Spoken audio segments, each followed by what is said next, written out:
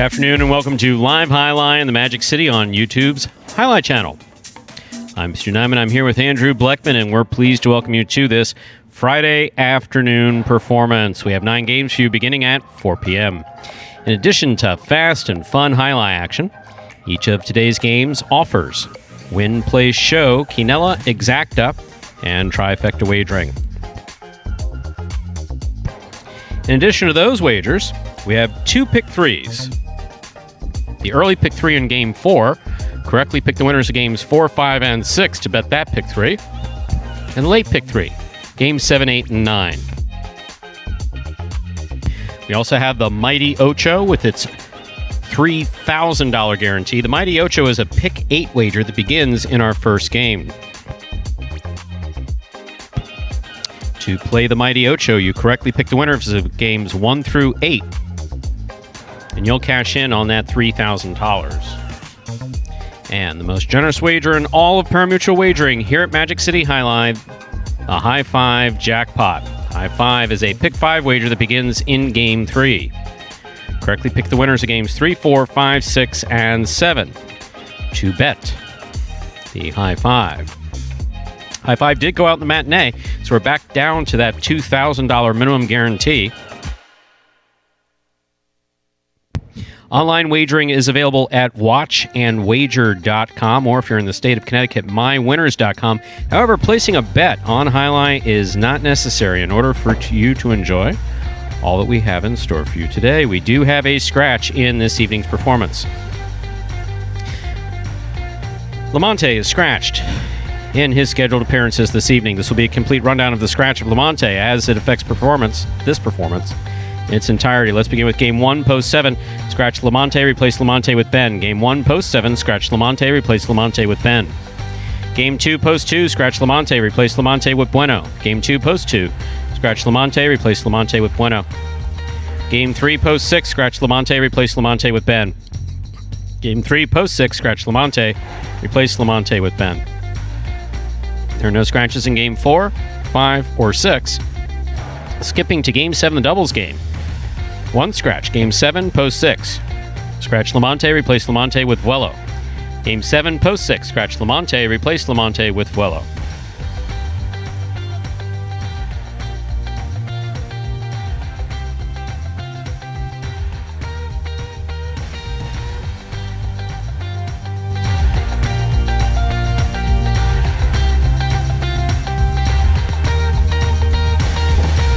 So, with all that in mind, we ask you to make your wagers as early as possible within scheduled post times and sit back and relax, because post time for game number 1 is now just 6 minutes away. And let's not forget about that scratch. Lamonte is scratched in all his scheduled appearances today.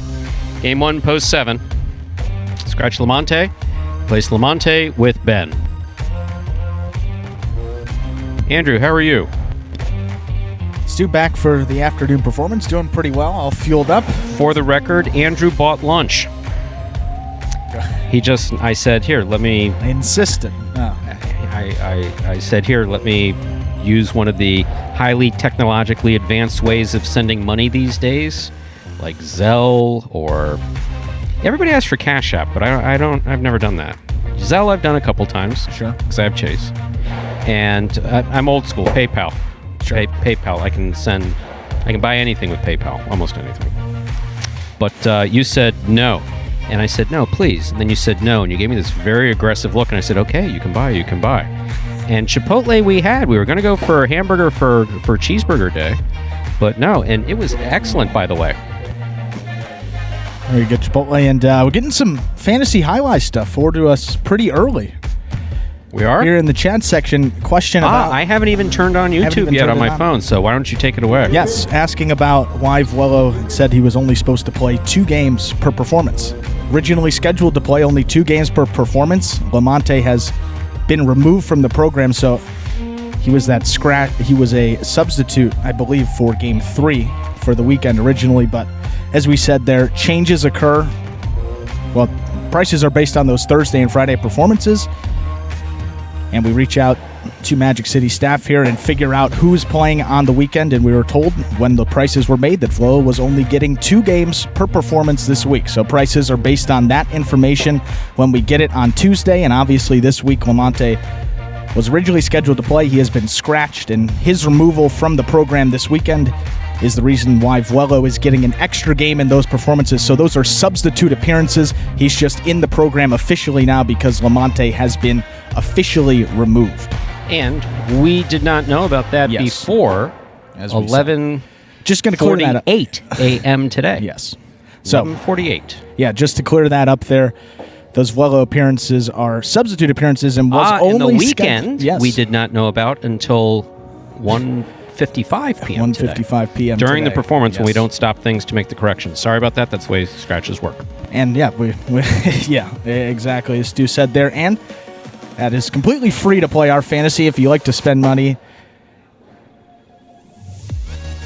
and play along with perhaps something else. You can go to Prize Picks, deposit some money in there, and play along with the daily fantasy contest in that way. But we do our best we can with the information that we're given with. We get information at the beginning of the week, and obviously some things happen, and this week was one of those instances where player got scratched, players go in, originally not scheduled to play in those games. So that is the case there. We apologize if anyone is not satisfied with the rules there, but as we said, that's going to be the case. And also, retroactively, you will be getting points if you selected the doubles pairing of Douglas and Lamonte, because Lamonte will not be playing any games this week, and as it's indicated in the rules there, go to the stats section that if a player is a late scratch prior to the first performance of the week, that is, they do not play in that first performance, and they don't play in any games throughout the week at all. That's the only time you will get points earned with a substitute player. And because Lamonte is out all weekend and he has not played a game this week, Douglas and Vuelo is that new doubles pairing. And now with 2 minutes till we get into game number 1 here, we got a video that's going to explain the scoring format for the first 8 games of this 9-game performance, and that is Spectacular 7 scoring. Take it away.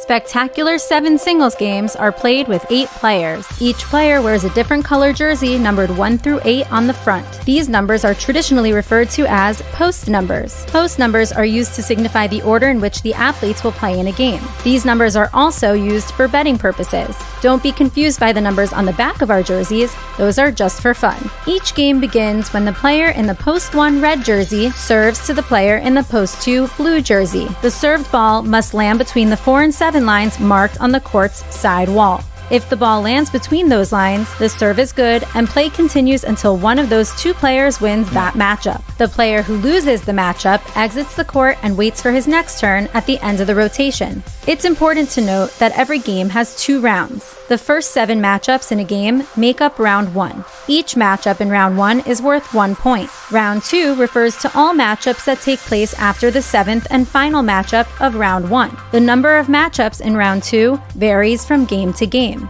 And in round 2, each matchup is worth 2 points. The first player to earn 7 points wins the game. And we are now less than a minute from the start of game number 1 here. And asking about Asier. Players that do not start the week are not available to be selected in fantasy. So Asier was not in the program for Thursday and Friday, which is the reason why he is not in there. But good to see that he's back in the program for the weekend. He's been out for a while, so that'll be nice to see him back here. Absolutely, coming back from a wrist injury. And what do you say we begin the performance? Let's get into it. Let's begin our first game of the afternoon. It's a Spectacular 7 singles match. It's played at 7 points. Points will double after the first round of play. Serving in the red shirt at post 1 is El Barba. Receiving in the blue shirt at post 2 is Vuelo.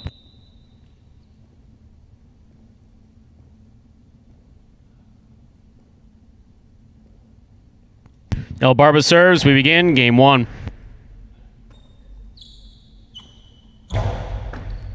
Good catch by El Barba at the 10 line.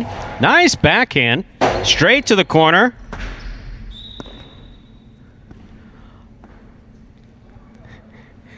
You surprised him so much he didn't know what to do with your hand. Point 1. You've been in a great mood. No, you haven't. It's good to see. Okie dokie. White shirt at post 3 receives. Here's Tennessee.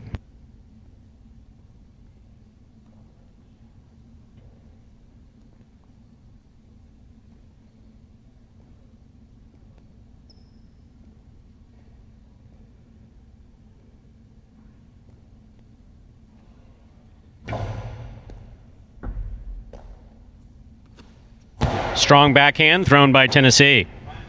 Rebote forehand by El Barba. Lost his footing.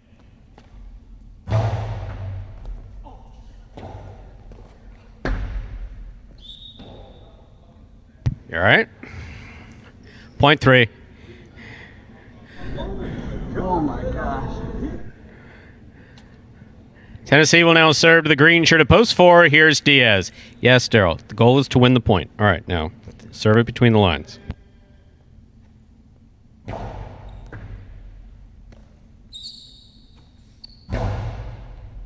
Catch by Tennessee. Strong backhand. Rebote forehand by Diaz. Tennessee on the run. Makes the catch. Hard throw. Rebote coming out. Diaz got there. Lays it up. That ruled to have touched the top rail. Out of play. Point 3. Tennessee's on the board with 2 points. Here is the black shirt of post 5.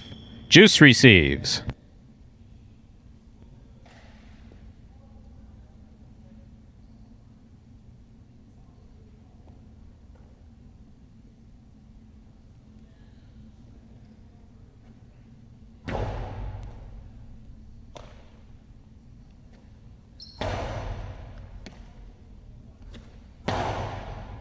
Great catch by Juice at the 10 line.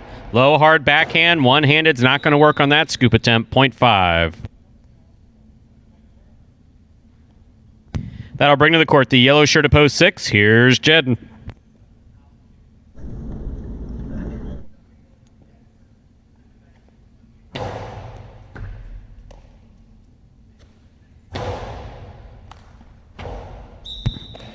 Point 6. On the court, ready to receive. Substituting for Lamonte, Ben. Pink of post 7.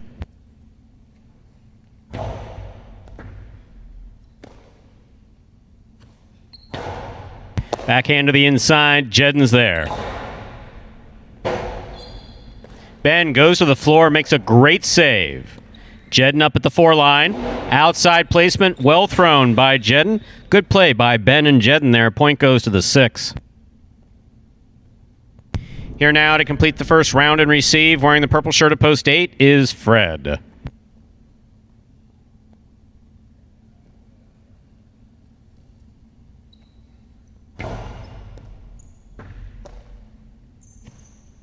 Strong backhand by Fred. Rebote left side by Jedden. Catch by Fred. Jedden on the left side. He goes deep. Rebote coming out. Rebote turn from the 4 line. Jedden's on top of it. He scores on the return.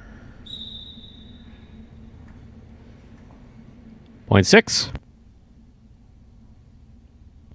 That completes the first round of play. All matchups are worth 2 points now through the end of the game. First to return in our second round, Vuelo, blue of post 2.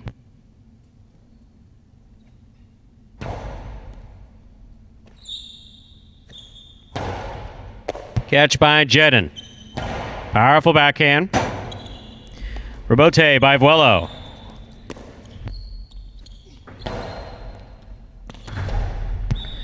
Point 6.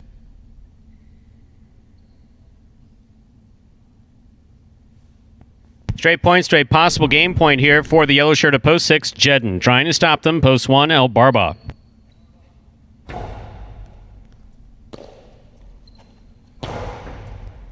Jedden from the 10 line. Back to the inside. El Barba's there. Catch by Jedden. El Barba. Barba with a hard throw comes out to the rebote. Jedden's on it. Clipped the side wall. El Barba picks it up on the forehand and a great catch. Carambola returns, stopped, and a really good catch by Jedden. El Barba, forehand rebote. Catch by Jedden in the air. Jedden sends it back. El Barba just missed that rebote. That is point. And a perfect game, ladies and gentlemen, for the yellow shirt of post 6, Jedden.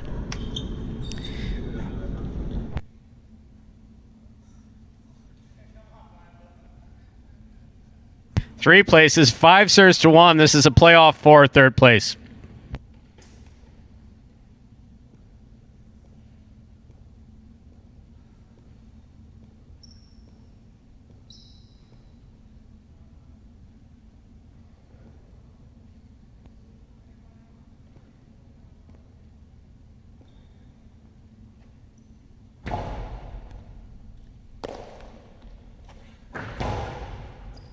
Catch by Juice. Hard throw to the inside. El Barbo on the rebote. Nicely played. Big backhand.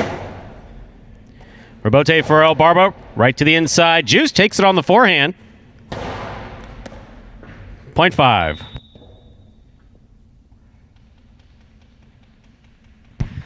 Five shows. Unofficial order finish. 6-3-5.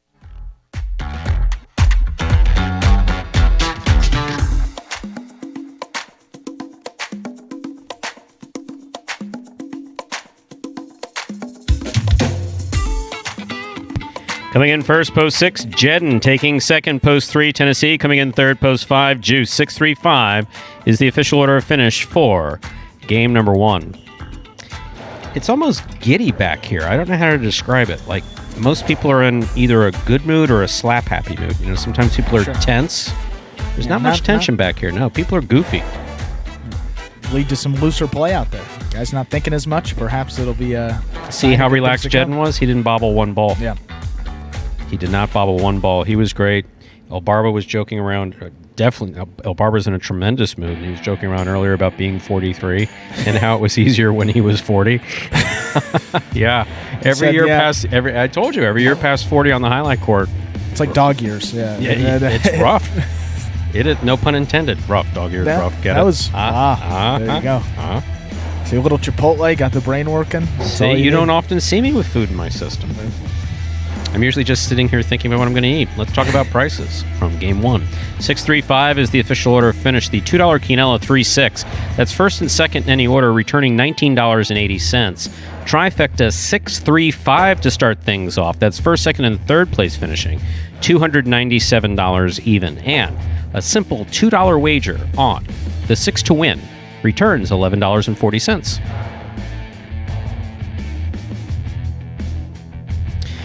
Up next, ladies and gentlemen, is Game 2. It's a spectacular 7 singles match. It's played at 7 points. Points double after the first round of play.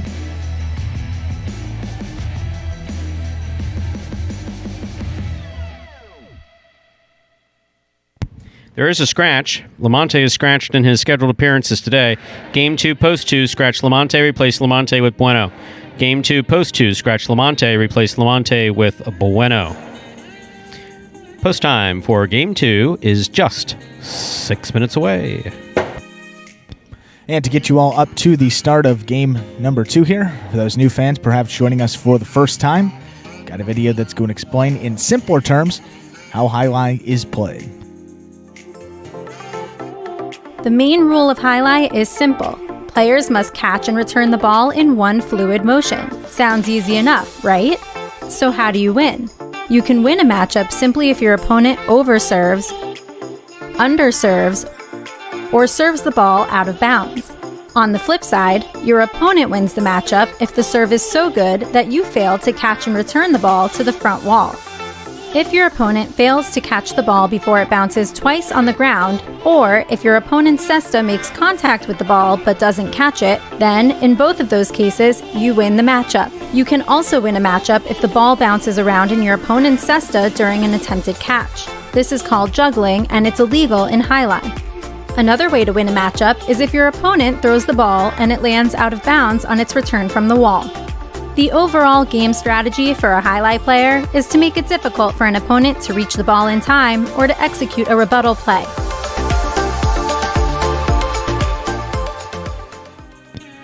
And we're back now, just under 4 minutes till we get into game number 2 now. A couple extra minutes to get those wagers in for the high five, which begins before the start of that third game, and it was hit for just under 3,000 in that first matinee, so restocked. Fresh 2,000. Scott had sent a text saying that I haven't been quite random enough. Sure. He did. Okay. And, obviously, you've got to keep Scott happy, otherwise, I'm already getting escorted out of the office when I ask for, something like... I was trying to be nice. Yeah, just, hey, do you mind if we have lights on the court? Get out. Okay, no problem, I'm going. So, but we were talking a little bit about human nature, and we were talking about the famous Milgram experiment. Look it up if you're not familiar with it, and see what people are capable of doing to each other just when they're given authority. that's They may- oversimplification of the Milgram experiment, but well, it's as PG as we can. yeah, gonna it's. say. I mean, it's certainly not X-rated, but it is frightening to think what people. No, but then when you apply that to history and what people are willing to do, yeah. So that's what we were talking about back here. that's the conversations we get. Don't get much It more is- random than the Milgram experiment. We got some texts that said acknowledging that people are aware of what that is. Oh, yes. It's something that I didn't know about. Oh, it's one of those things. I mean, you're high. I don't know about anything. On You're it, yeah. no, you're a highly focused but you know about the things you know. Take that. No, I specialize in a few things and have lots of random knowledge throughout. That comes from a lifetime of not spending time with people. I don't know. I think it's pretty good. You know a little bit about a lot of different things. Thank you. Yeah, it's like a lot of random things. like a walking encyclopedia almost. That gives me too much credit. I did learn today though. Yes. Debate champion in high school too. No. We were not going to. I didn't. We weren't going to bring that up. It's I brought didn't. up. I didn't tell you not to bring that up. Yes. Not surprising at all. National Forensic quick. League, National Catholic Forensic League, and the Harvard Invitational, 1986, I think it was. Harvard Invitational, first place in the United States. First place in the U.S. In the U.S. Once upon a time, when all things were possible. That's when they're still telling you can be anything you want, young man. What they don't tell you is the backside of that story, which is here's a list of mistakes that if you make, you screw everything up. And invariably you make most of them, and then life just kind of, slaps you. Now, I got to say, quick-witted, Used to be. funny, and you can debate anyone on any point. I mean, I see you talk to players, personnel back here. It's just, you're very educated about a lot of different things. I will say this. I don't argue for the sake of arguing. That I don't like. That I don't like. It's invariably like if a player is going to argue a fine. It's like, no, we have 14 rules. Right. You broke 3 of them. That's why you have to pay $25. Simple. sense. You knew the Logical. rules were there. Yeah. So there's not much of a debate associated with that. a lot of things. About should I scoop the ball or should I catch it in the air? No, you should always catch the ball in the air. Scoop is a last resort. Lower percentage shot. Yeah. I know a couple people, actually, that debate champions. I had a friend growing up that was a debate champion across the world. Now I know more than one. Someone else? I must meet this person. No, we're going back a long time. He's a millennial debater. I don't know if they... 1986. No, we probably was a different type of debate then. Yeah, I was going to say, I don't know how it's evolved from that point, but probably a little bit different. You're probably way more sophisticated now. No, Stu, come on. You can't sell yourself short now. It was fun back then. It really was. I used to have a good Magic time City with that. debate. Oh, no chance. Get 5 guys aside here. Yeah, No we could. way. Oh, God. For the humor of it, sure. I think that would be work. Awful. Oh my God. Okay, let's start highlight because that we can do. Game number 2, spectacular 7 singles match. Played to 7 points. Points double after the first round of play. Tennessee is serving in the red shirt at post 1. Bueno receives in the blue at post 2. There's the serve. Game 2 has begun. Rebote forehand. Tennessee gets up to the front wall, just what he's supposed to do. Here's Bueno. Hard to the inside. That's going to score. And you didn't slam the side wall too hard. Very good. Point 2. No, don't go back and do it. Just come back here and sit. Entering the court, the white shirt at post 3. Diaz receives.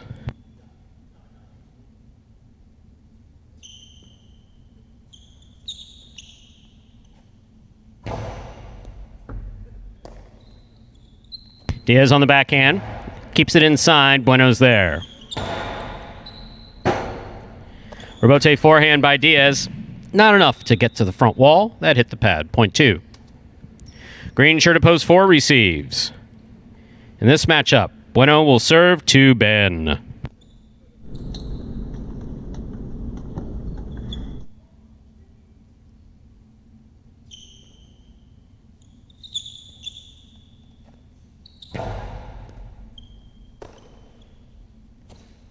Strong backhand by Ben.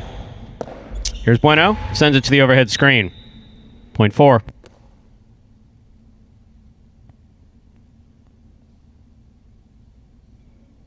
Black shirt at post 5 receives. Fred.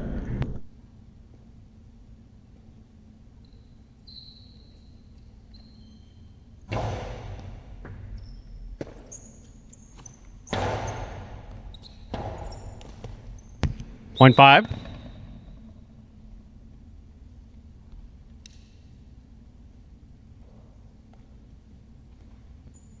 Yellow shirt at post 6, L. Barber receives.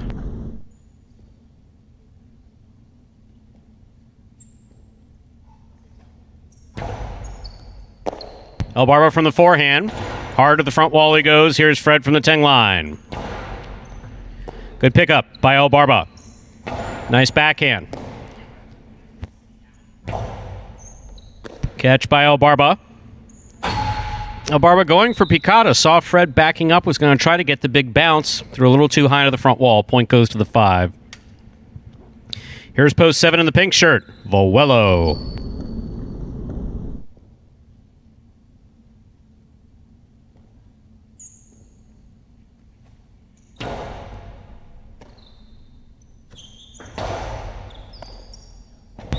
Point 7.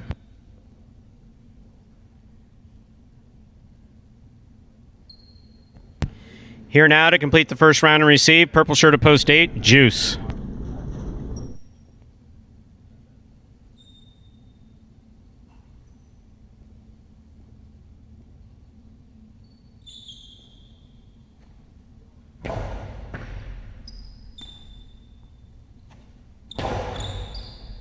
Catch by Vuelo. Low and hard to the inside. Scoop attempt missed. Robote. Wow, that would have been neat. Point 7.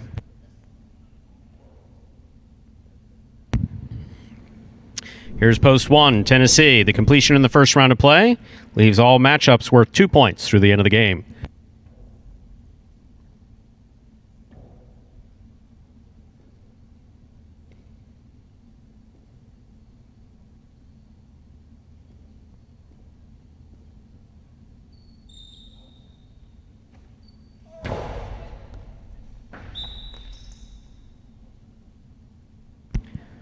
That's an overserve, point 1.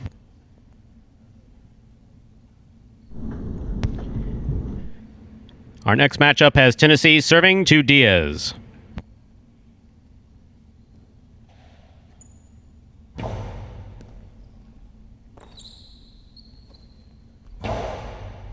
Catch by Tennessee up at the 6 line.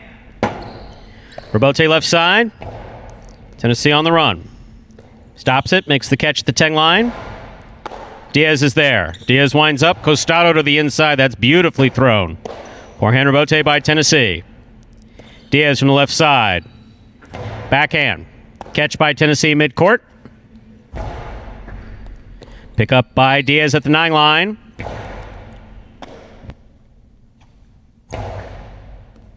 Catch by Diaz at the 10 line. To the inside he goes.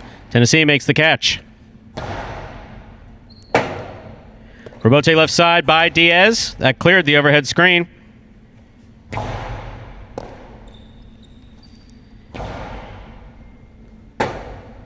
Robote left side by Tennessee. It's a 2-all. Point 1. One on the board with 4 points. Here's post 2. Bueno.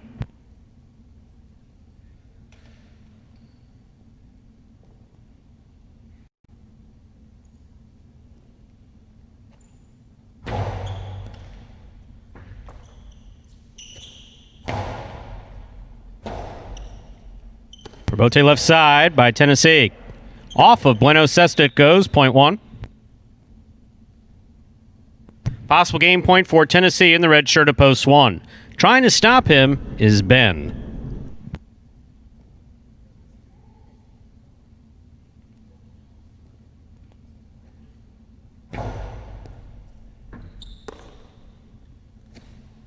Powerful backhand by Ben. Tennessee moves into position. He makes the Robote save. Ben from the 7 line.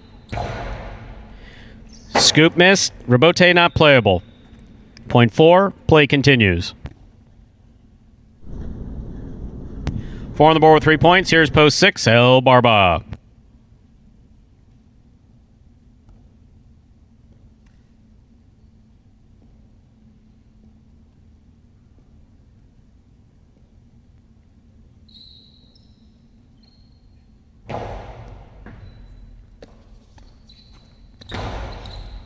Scoop by Ben. Takes a peek. Point 4. Possible game point for Ben. He has 5 points. On the court, trying to stop him in the black shirt at post 5 is Fred.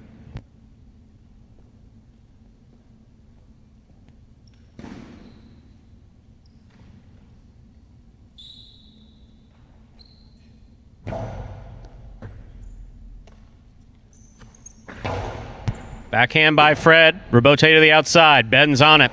Plays it up to the front wall. Fred's there. Good catch by Ben. Strong backhand. Fred on the run. It's at the side wall. Fred makes a good rebote save at the side wall. Low and hard by Ben. Will score for the win. Point and game to the green shirt at post 4. Ben. 4 wins it. 1 places. 7, 2, and 5 will play off for third place. 7 first serves to 2.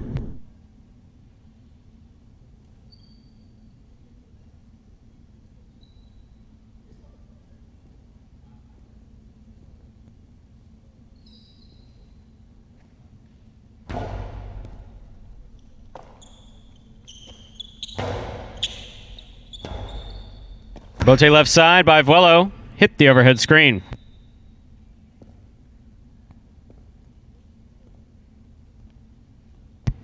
Point 2. Possible show point for the 2 post. 5 receives.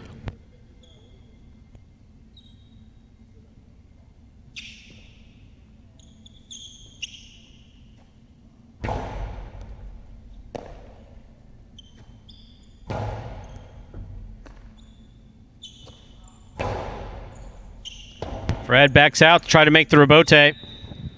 Point and a third place finish for post 2, Bueno. 4-1-2. Unofficial order of finish for game 2.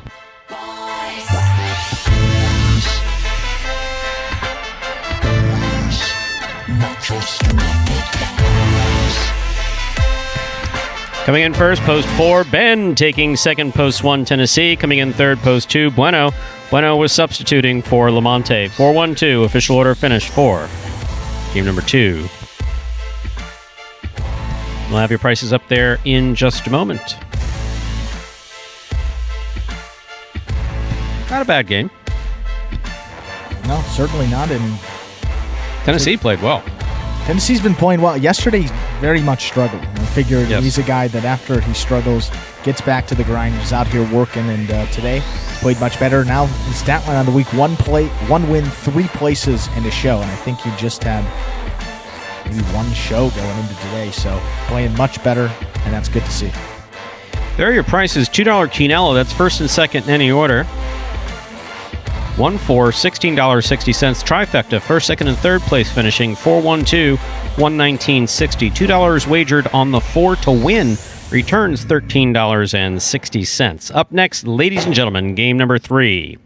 A spectacular 7 singles match, played to 7 points. Points will double after the first round of play. There is a scratch. Game 3, post 6. Scratch Lamonte, replace Lamonte with Ben. Game 3, post 6. Scratch Lamonte, replace Lamonte with Ben.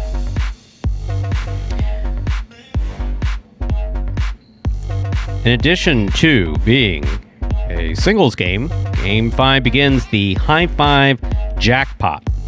There's a $2,000 guarantee to play the High 5. Correctly pick the winners of Games 3, 4, 5, 6, and 7. Game 3 and the High 5 are now 7 minutes away. Good luck.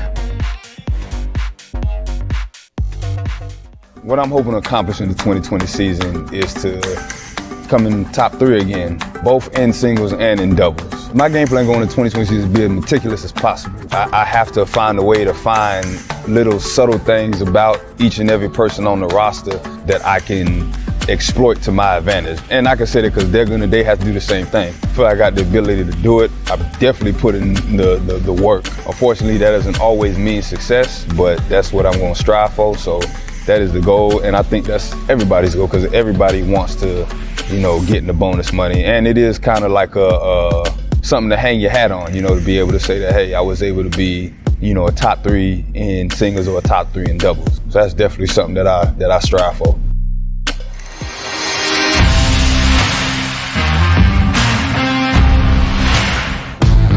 Shout out to this week's Fantasy Jai-Alai winners, LV Bustouts and BHS.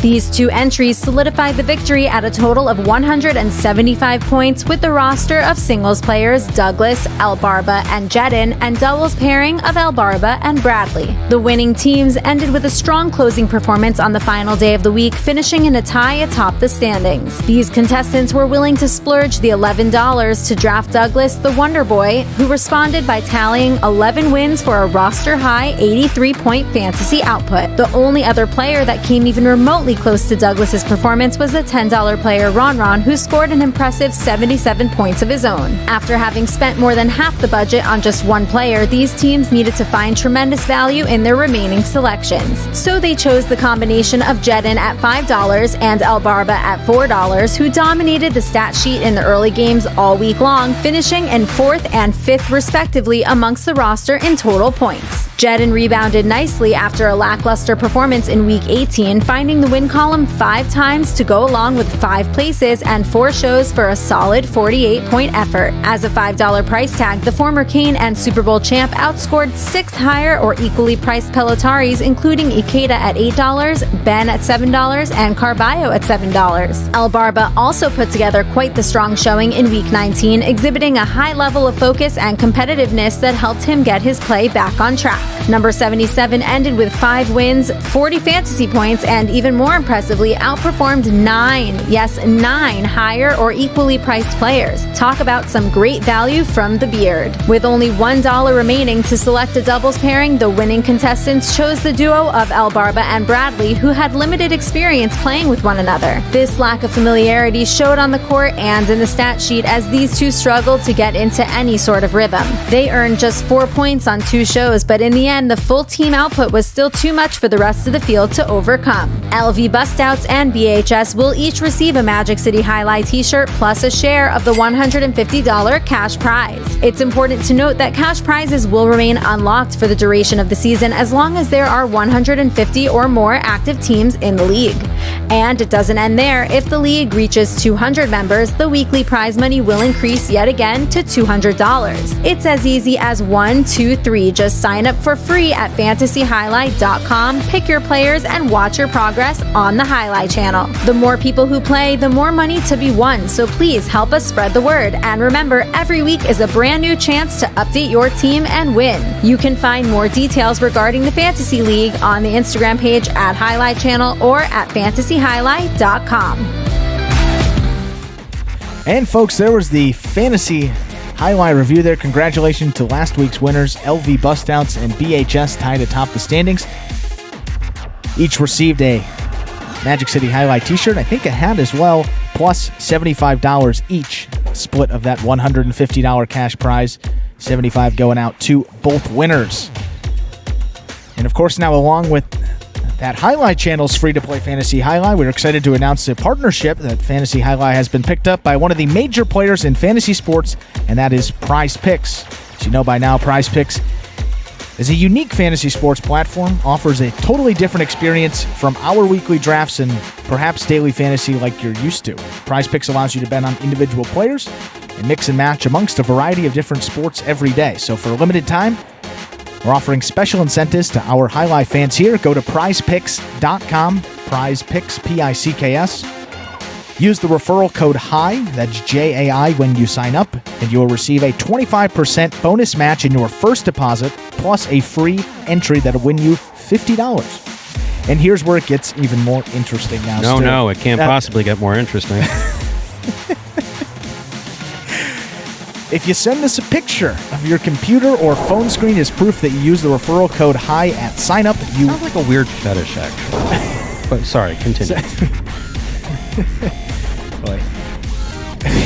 Okay, we're going to read. Send us a picture of your computer or phone screen as proof they use the referral code JAI at sign up, and you will qualify for a double cash prize when you win a week of the Jai-Alai Channel's Fantasy Jai-Alai this season or next season. So it's as simple as that. You sign up at Prize Picks, use the referral code JAI when you sign up. make sure, most importantly, to take a picture of the sign-up page where we can see the referral code field with the word HI typed in. So that's the screen before you actually click submit to make your sign-up official there. Go ahead and send us a photo of that screen to info@thejai-alai-channel.com. You will automatically qualify to get double the cash prize when you win a week of our Fantasy Jai-Alai. Plus, of course, you get that 25% bonus deposit match, a free entry to get you started. So it's a win-win. Sign up at Prize Picks. That's prizepicks.com today. And those contests on Prize Picks, unlike our Fantasy Jai-Alai, that costs money. You deposit money in there. As we said there, you get a 25% bonus deposit match for your first entry. So if you put in $100, they'll give you 25 in promo credit.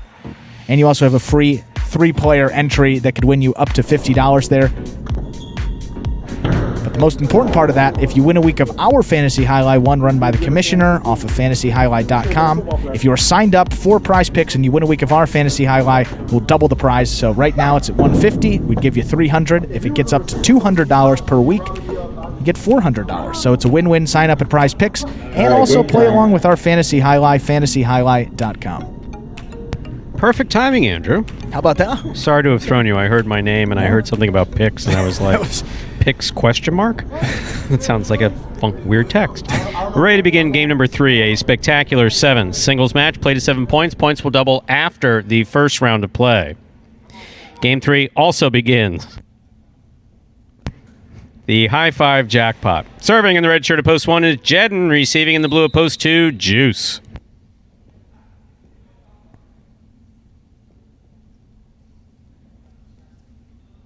There's the serve. Game 3 begins. Point 1. That'll bring to the court the white shirt of post 3. Our second matchup of the third game has Jedden serving to Tennessee.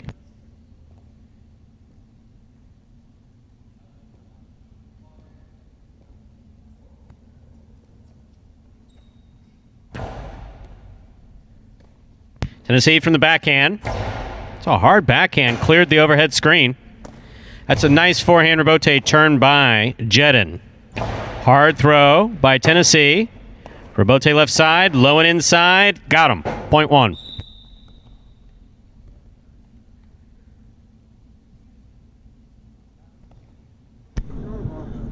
Green shirt at post 4. Barber receives.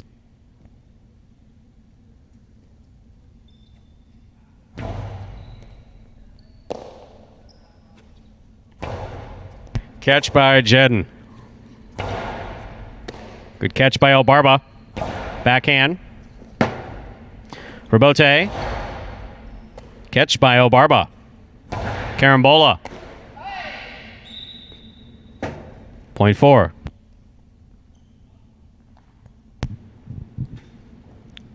Black shirt at post 5 receives. Here's Bueno.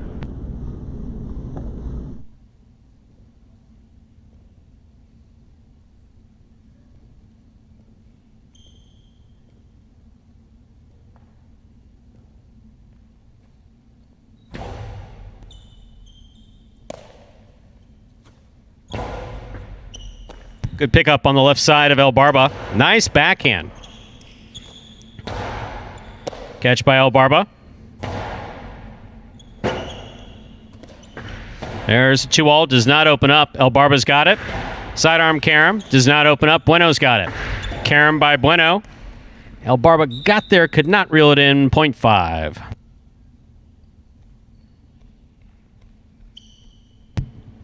Yellow shirt at post 6. Ben receives.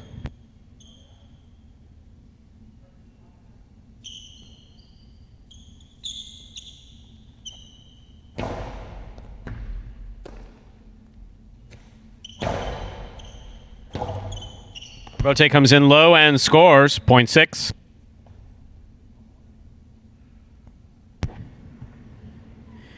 In our next matchup, Ben will serve to the pink shirt of post 7 worn by Fred.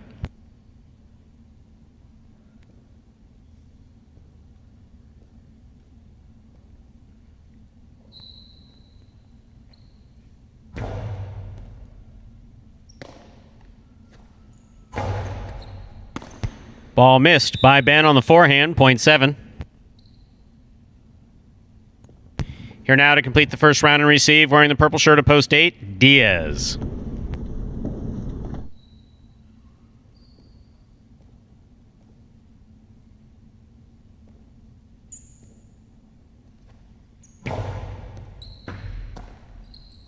Diaz from the left side.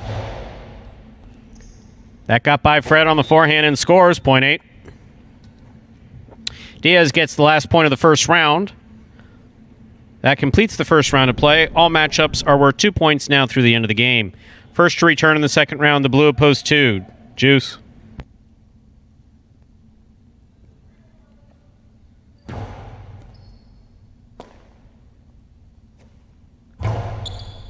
Catch by Diaz. Backhand. Caught by Juice. Excellent catch by Diaz at the sidewall. Juice on the run. Catch by Diaz. Almost. He had it on the right side. Point goes to the 2.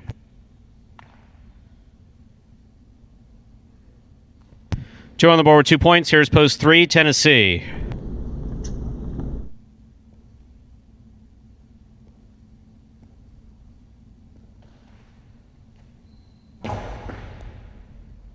Tennessee from the 11 line on the forehand. Looking to get the big bounce. Brought down by Juice. Low and hard to the inside from the forehand of Juice. Tennessee doing a split and making the catch and scoring. Interesting. Point 3.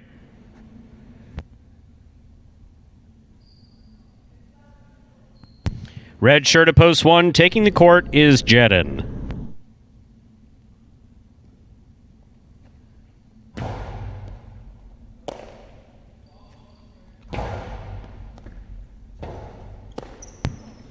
Point 1.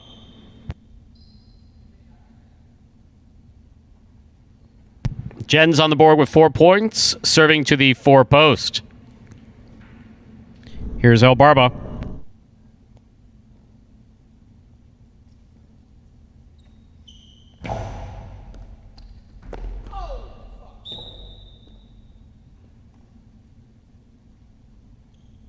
Point 1. Possible game point for the red shirt at post 1. Jedin trying to stop him post 5. Bueno.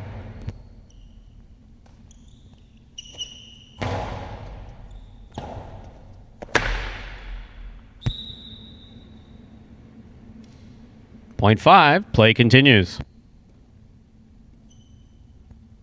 5 on the board with 3 points. Here's post 6.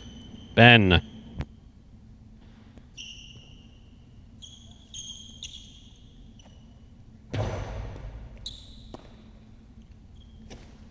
Powerful backhand throw by Ben.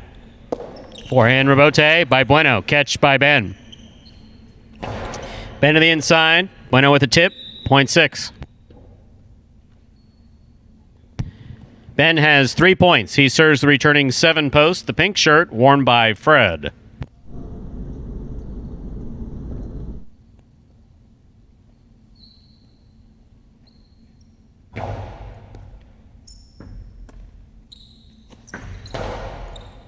Ben on the forehand. Everybody's ducking. Point 6. Possible game point here for the yellow shirt of post 6, Ben.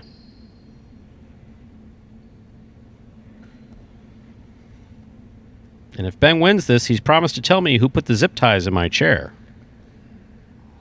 On the court trying to stop him, purple shirt of post 8, Diaz.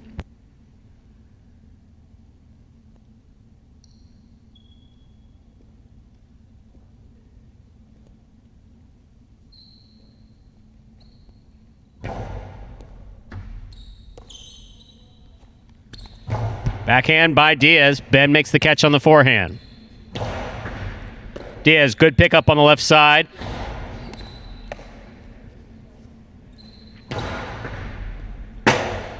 Rebote left side. Diaz goes to the floor to make the play. Here's Ben.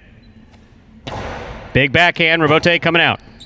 Rebote left side. Hook to the pad. Point and game. Ladies and gentlemen, for the yellow shirt of post 6, Ben. 1 places, 5 shows. Unofficial order finish 6-1-5.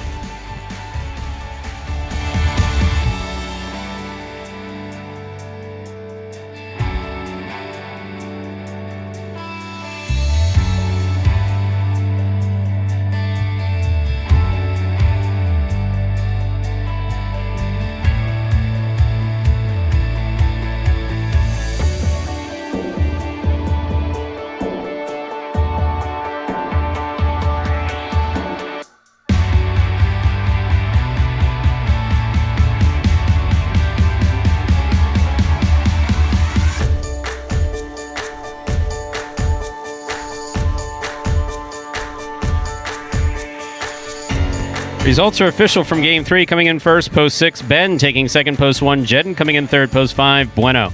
615 is the official order of finish. $2 Quinella, 1-6. That's first and second any order, $17.20. Trifecta, 615, $87.40. First number for today's High Five, the number 6. Up next, Game 4. A spectacular 7 singles match, played to 7 points. Points double after the first round of play. Game 4 begins the early pick 3. Pick 3 is easier than the pick 5 or the pick 8. Why? Because you only have to pick 3 numbers correctly as opposed to 5 or 8. My math Pretty is simple. bad, but not that bad. Post time for Game 4 and the early pick 3, 6 minutes away. Good luck.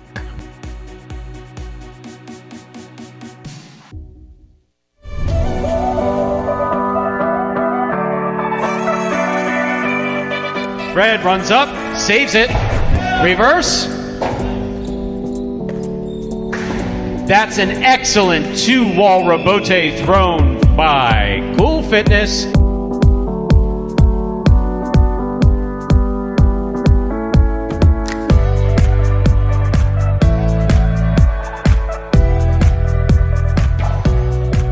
Diaz with the catch. Another 2-wall scores for the win.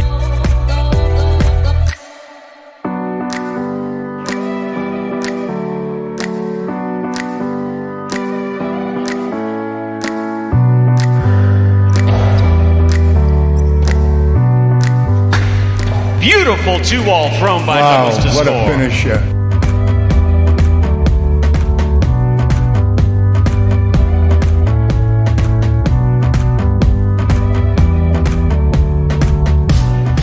Rebote thrown by Ben.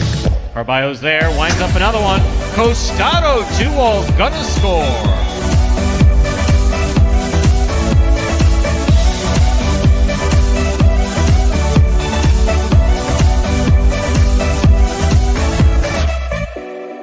Here's Ben. Scoop by Douglas. Costado by Douglas. 2-wall will score for the win.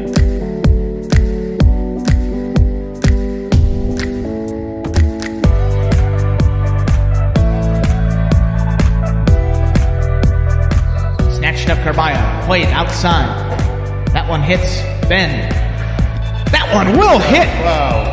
And score.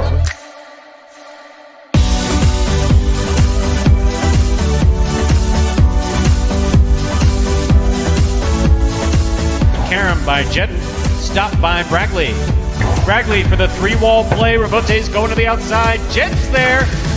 Returns a 2-wall to score.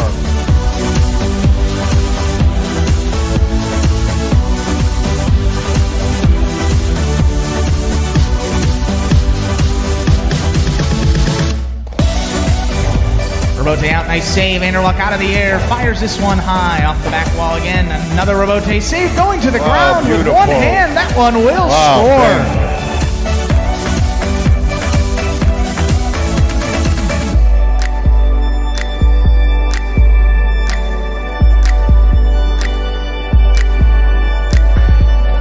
Soft 2-wall. Fitness read it, caught it, returned it. 3-wall play coming way out. Juice is there. Wow. Juice got a 2-wall Rebote that Man, scored. oh, man. Wow.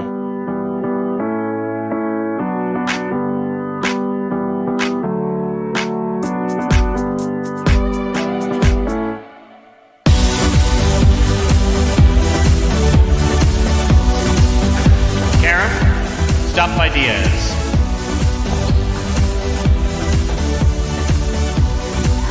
On the fly, he threw a 2-wall Rebote. Unbelievable. Wow.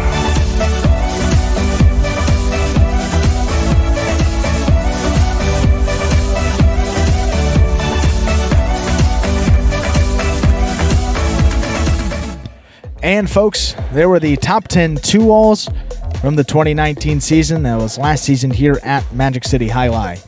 Now 2 minutes away from the start of game number 4, and wanted to address a situation going on with our weekly fantasy highlight, the fantasyhighlight.com there.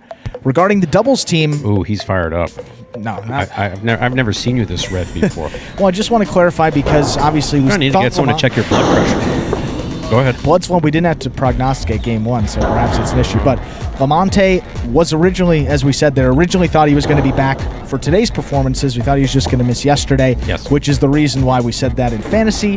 The reason why we said if you'd like to change your pick, you can, but he should be returning later this week. But Lamonte has been removed from the programs for the weekend, so he's out of those weekend programs and will not be playing any games this week.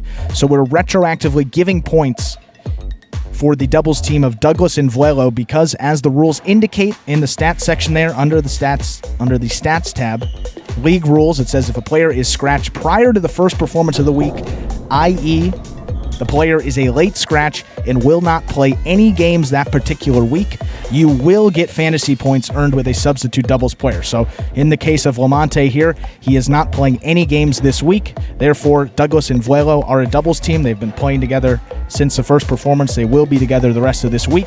So you will get points earned if you had Douglas and Lamonte for Douglas and Vuelo, and those points have been updated. It's in the stats there. We've kept it that way with substitutes for doubles, so keeping everything fair there. That has been posted in the chat section, and that's how it's going to go for this week for Fantasy Highlight. Thank you, Andrew. Yep. I know you were on the edge of your seat for that one. So I was. We're glad we got it in there. We're ready to begin our fourth game. Spectacular 7 scoring. Serving in the red shirt of post 1 is Anderluck. Receiving in the blue of post 2, El Barba.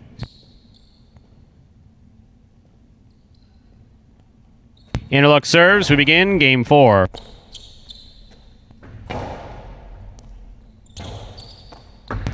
Point 2. El Barba first up on the board in our fourth game. That'll bring to the court the white shirt of post 3. This matchup has El Barba serving to Jedin.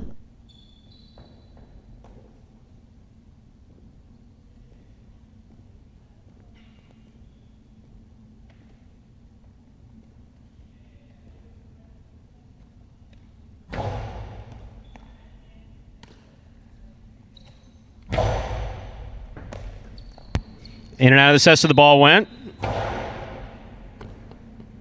Point 3.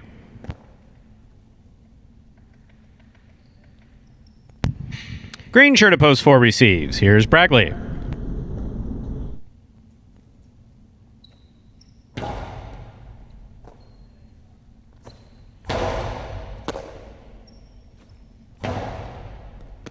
Ball off the tip of Bragley Cesta, point 3. Jedin will now serve to the black shirt of post 5, Ben.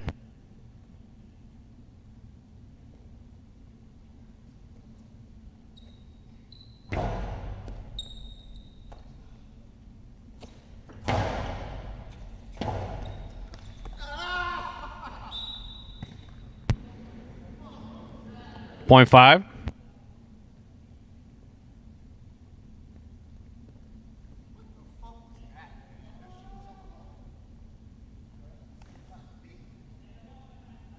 Here's yellow shirt of post 6. Bueno. That shit look.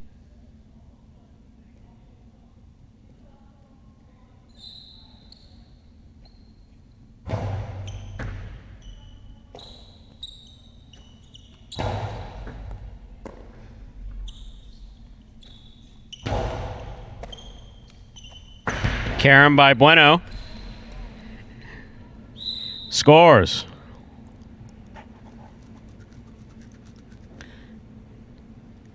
Point 6. Here's post 7. Tennessee receives.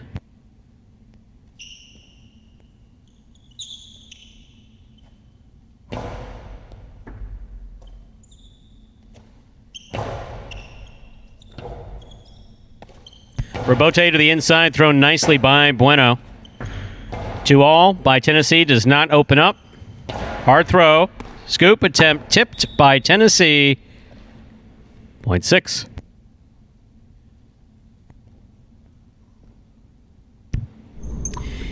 Here now to complete the first round and receive, wearing the purple shirt of post 8, number 30, Diaz.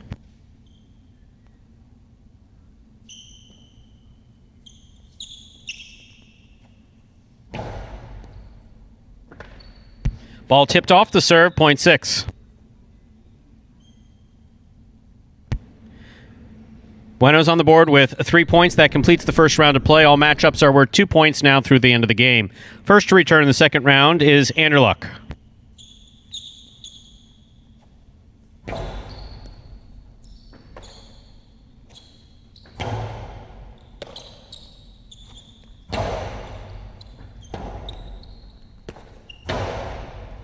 Catch by Bueno to the outside.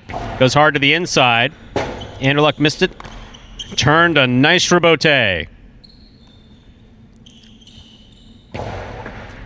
Anderluck on the forehand. Hard throw. Good catch by Bueno. He took it in the air. Anderluck makes the catch at the 9 line. Low and hard to the inside. Hard throw picked off by Bueno. Bueno goes, puts it out to the rebote. Forehand rebote by Anderluck. Catch almost by Bueno. A well-played point by Anderluck and Bueno. Point goes to the 1. Anderluck's on the board with 2 points, serving to post 2, El Barba.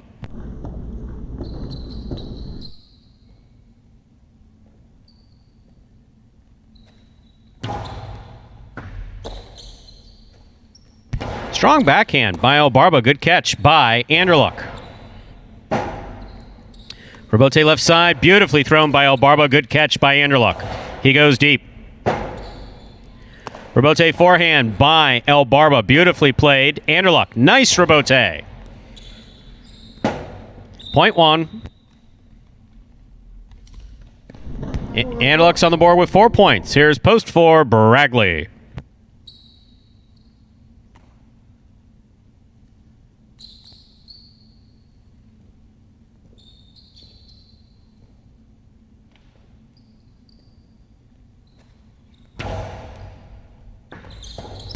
Excellent serve by Anderluck. Crosses the wall and scores. Point 1. Possible game point for the red shirt at post 1, Anderluck. Trying to stop him. Post 3, Jedden.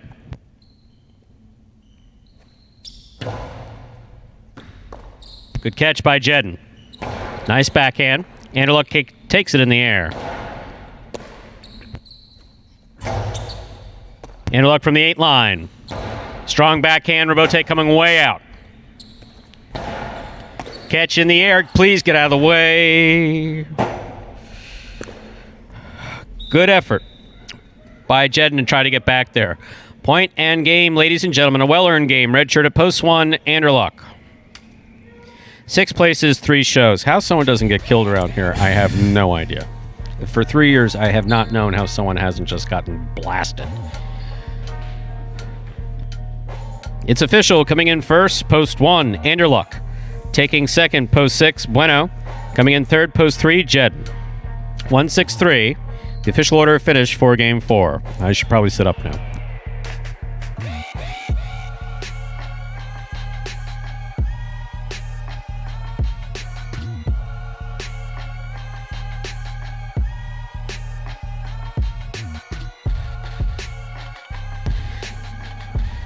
And we'll have your prices up in just a moment. Lots of close calls. I mean, not necessarily today, but just in general. $2 Quinella, 1-6, $11. Trifecta, 1-6-3. That's first, second, and third place, finishing $103 even.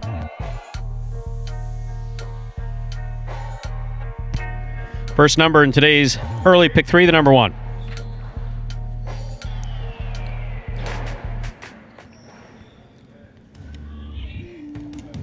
Up next, ladies and gentlemen, it's game number 5. It's a spectacular 7 singles match, played at 7 points. Points double after the first round of play. Post time for game 5, 7 minutes away. Good luck.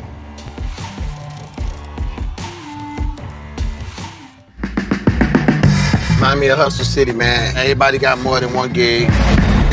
I sell ice cream, rather sell a CD. I have a security company, a beauty salon. I've been doing music for a very long time. I'm not your neighborhood Uber driver. I do luxury. And then I have another job. I play high lives. who are looking to transition from dog racing to Jai-Alai. I went to the university. I said, listen, I have this crazy idea. Do you think we could send something out to all the ex-athletes for the last 20 years and say, we're looking to hire and train Jai-Alai players? They paying us, man, and we can win big money. Let me see what this is all about. That's what you gotta do. Get some money. The players taking the court are all athletes you may recognize. Baseball, football, track and field. If you're going to come into this sport, you got to be dedicated. You're going to be a piece of cake. We knew going in, they're not going to be great the first day. It'll be like the Jamaicans with the bobsled team. Game time now, man. This is going to be the first time that my kids will be able to sit in the audience and root for their father. Who wants it more? This is a sacrifice I think is going to pay off in the end. This is a dream for me. I got to win. Can't get drama better than this. Jai-Alai became the new hustle. Let's get ready to play.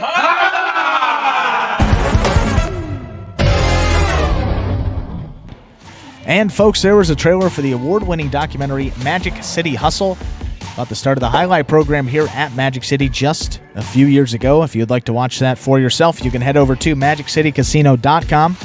Under the Jai-Alai tab there, first button says Magic City Hustle. You can click on that. It'll take you directly to the website, or you can type in MagicCityHustle.com directly into your browser. Either way you do it, it'll take you to the same main page where you can then make a purchase of that film for $5.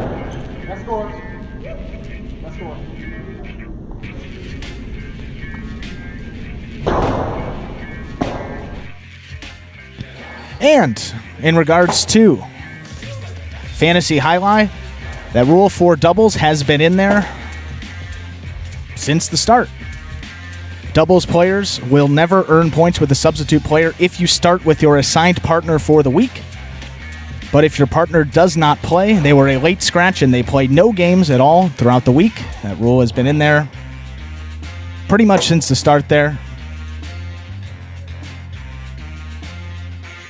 That's how it's going to go here for Week 20. There's nothing new to the rules. Those rules have been the exact same. We're just retroactively giving points. As we said there, we felt Lamonte would be playing.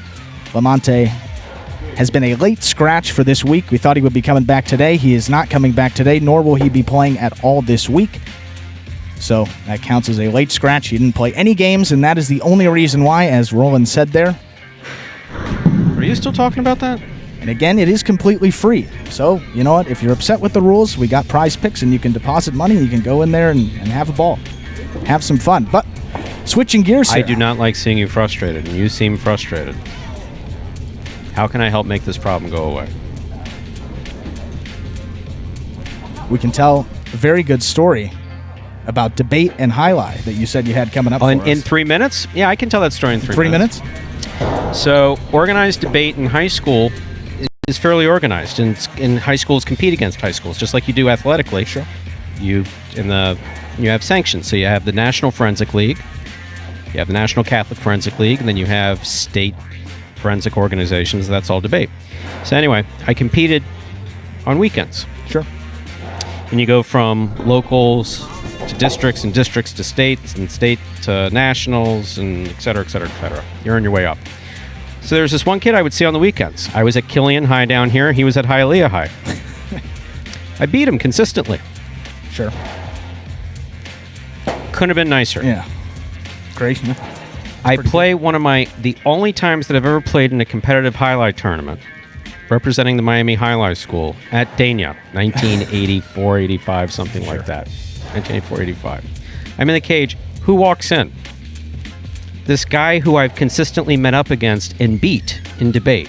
Oh, God. He ties on the cesta, and he throws like he's been playing professional. We're the same age. So at the time, we were both 15, I think, 15 or 16. 16.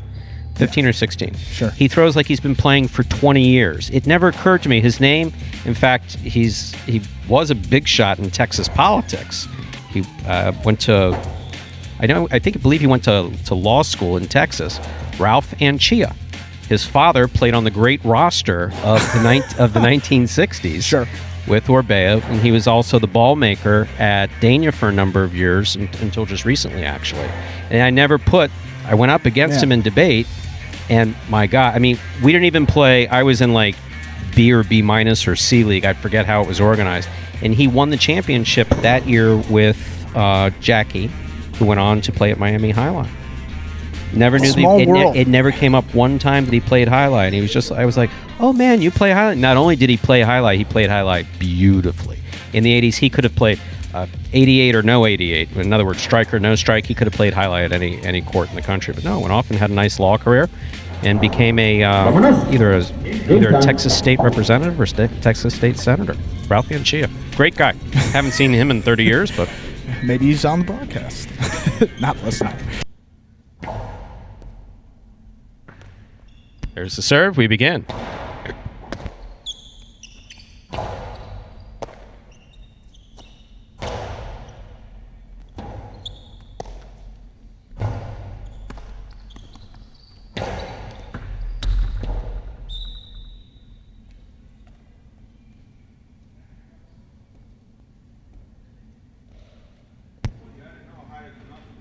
Point 2. White shirt at post 3. Carballo receives.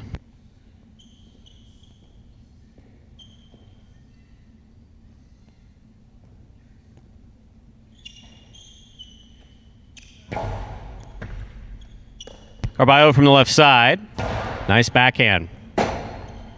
Orion rebote by Ikeda. Catch by Carballo. Juggling. Ball must be caught and stopped in the basket. That bobbled. Point goes to the 2. Green shirt at post 4 receives. In this matchup, we have Ikeda serving to Jedin.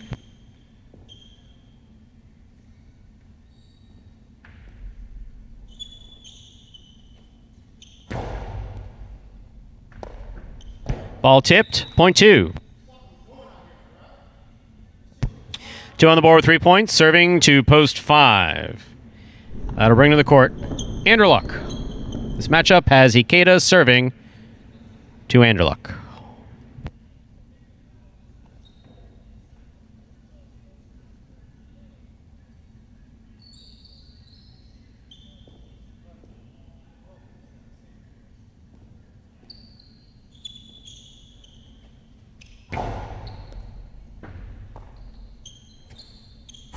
That's a beautiful backhand by Anderluck.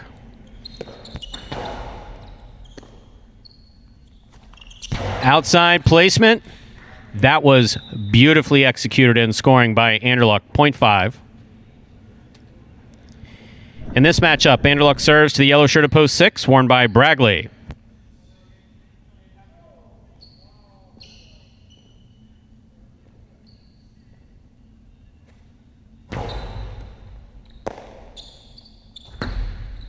Karam does not open up. Does take a big bounce. It does score. 0.6. Here's the pink shirt at post 7, worn by Bueno.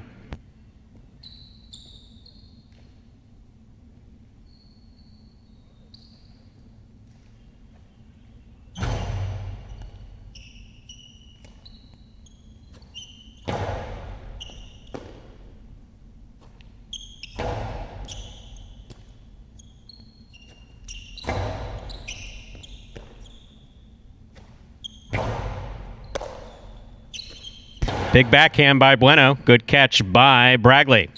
Low backhand. Picked up by Bueno on the left side.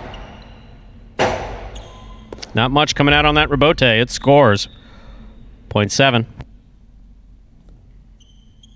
Here now to complete the first round and receive, wearing the purple shirt at post 8, is El Barba.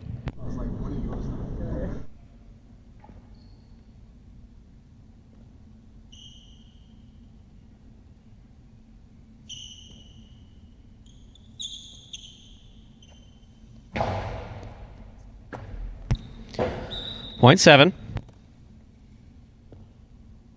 That completes the first round of play. All matchups are worth 2 points now through the end of the game. First to return, post 1. Kubala.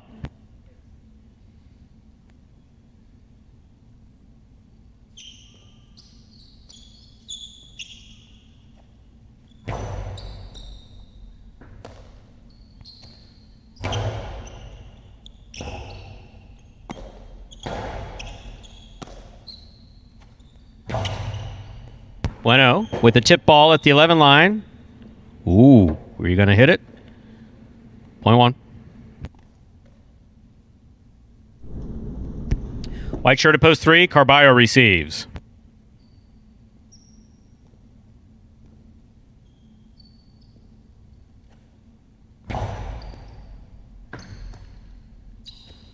Backhand by Carballo, caught in the air by Kubala. Kubala goes deep. Rebote forehand, beautifully thrown by Carballo to pass from 3/4. That's nice. Carballo from the 6th line, back to the inside. Kubala on the forehand. Catch by Carballo.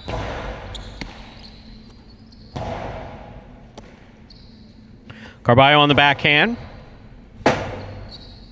Rebote comes to the forehand of Kubala. Carballo's there. Catch by Kubala. Kubala flips it back. Gets it to pass to the Rebote. Forehand Rebote dying coming off of the back wall. Picada, the big bounce, cut off right in front of his face on his forehand. That hit the upper rail. That's out of play. Point one. Well played by Carballo and Kubala.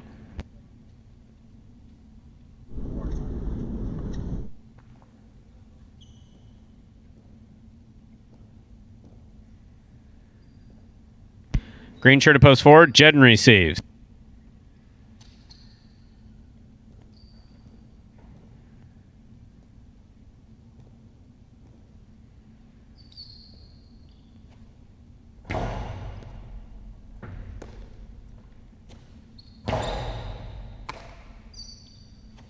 Strong forehand throw by Kubala.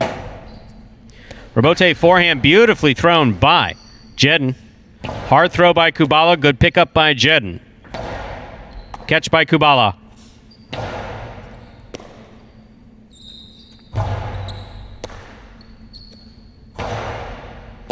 Jedden from the left side.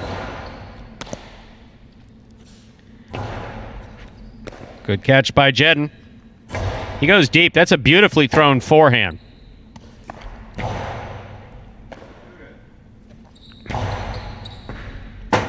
Kubala with the Rebote from the 9 line to the inside. Jedden's there. Cannot make the play. Point one.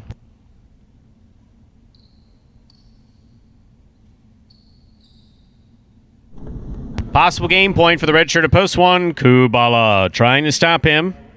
The blue at post 2, Ikeda.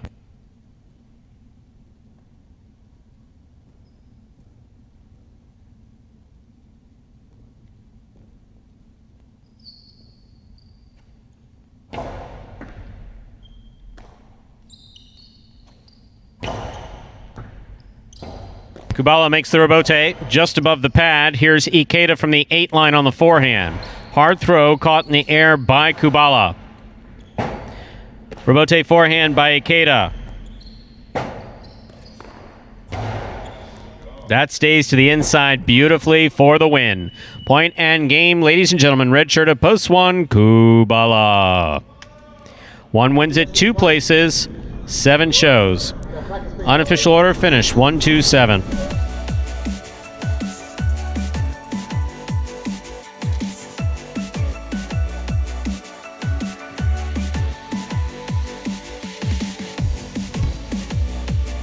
Results from Game 5 are official. Coming in first, post 1, Kubala. Taking second, post 2, Ikeda. Coming in third, post 7, Bueno. 1-2-7 is the official order finish for Game 5.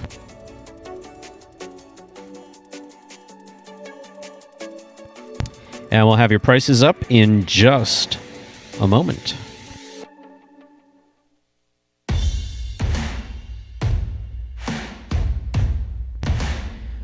$2 Quinella 1-2. That's first and second in any order. $28. The trifecta 1-2-7. That's first, second, and third place finishing 163 even.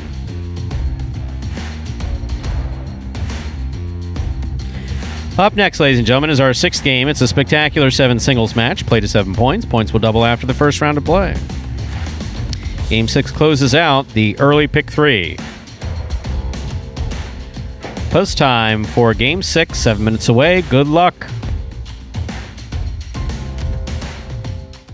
My favorite part about playing professional Jai-Alai is probably the free Gatorades and free waters. My favorite part about being a professional highlight player, when I play, my mind is so clear. It's really the only time that I'm able to focus on just one thing. It's very exhilarating and exciting, and I love exercise, and I love to be competitive. It just feels like I'm finally getting to do what I want to do every day. And that's Kubala right there, picking up the win there in game number 5. And how about this? Kubala finds the win column there for the first time this week. And on the season for him, that's win number 50.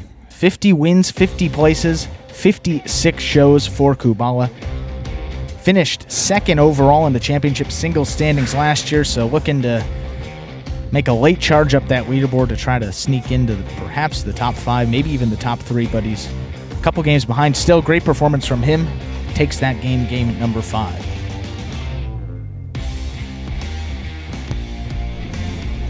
And we have 5 minutes to post in Game 6. Game 6 is now just 5 minutes away.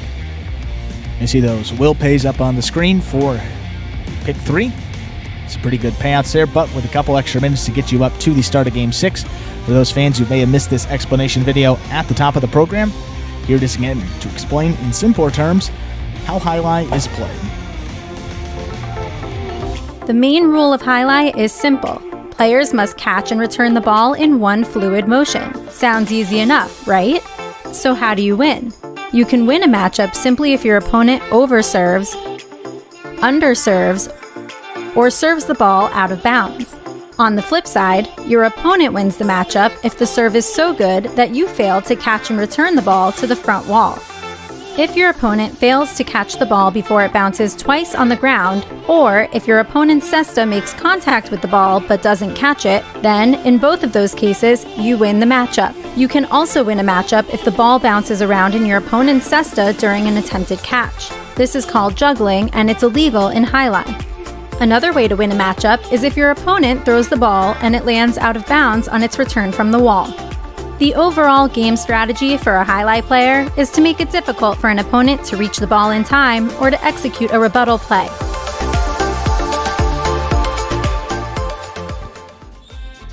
And Game 6 now just 4 minutes away, getting into the start of these feature singles games, Games 6, 8, and 9.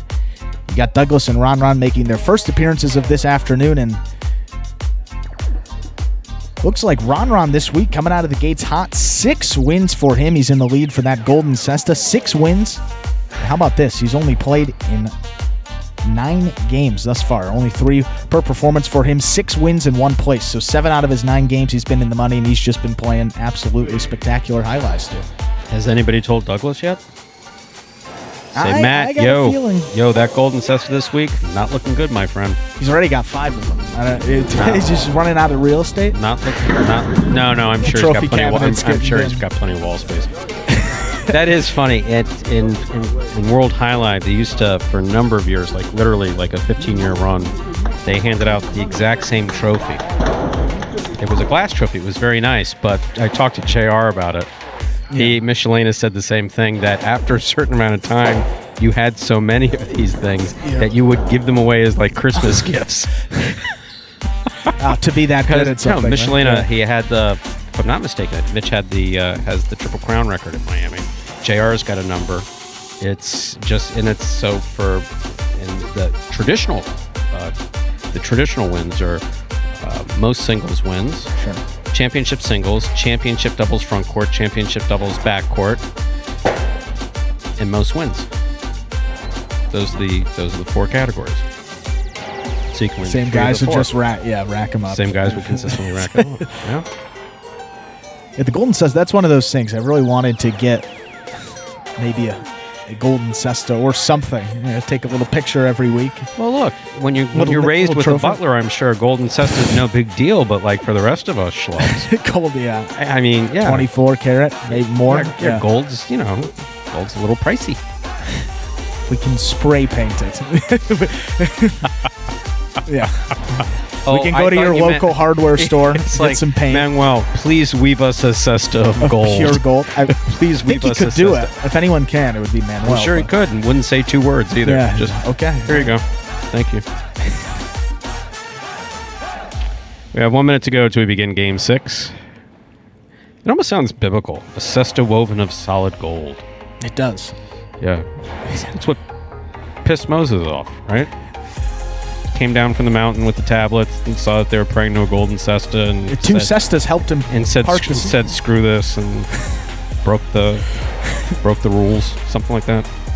14 of them? I think I remember some. Only 10 of them. Did I show you that video? No. I know I told you I about don't think you did. Mel Brooks' History of the World? No, you didn't. 15. 10 commandments. It's a funny movie. It is. Most of Mel Brooks' stuff, some of it, I mean, it's all aged well, but you have to have, some of it's a little racy, I guess is the best way to put it. It touches on sensitive subjects. Not 2020 approved. No, definitely not 2020 approved. Absolutely not 2020 approved.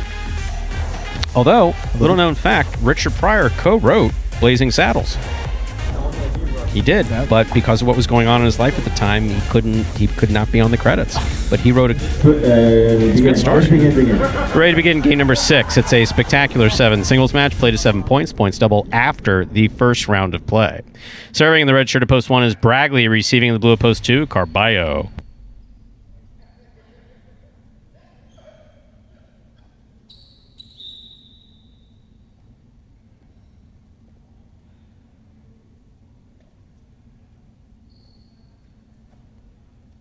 There's the serve. We begin game 6. Rebote left side by Bragley. It's a 2-all. Lands in and scores. Point 1.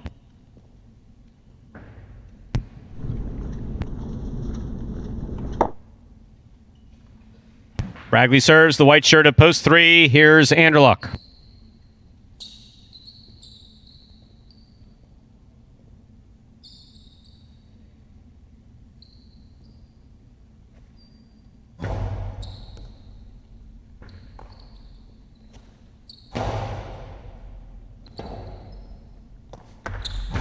Forehand Rebote turned off the court. Point 3. That'll bring to the court the green shirt at post 4. In the green shirt, we have Douglas.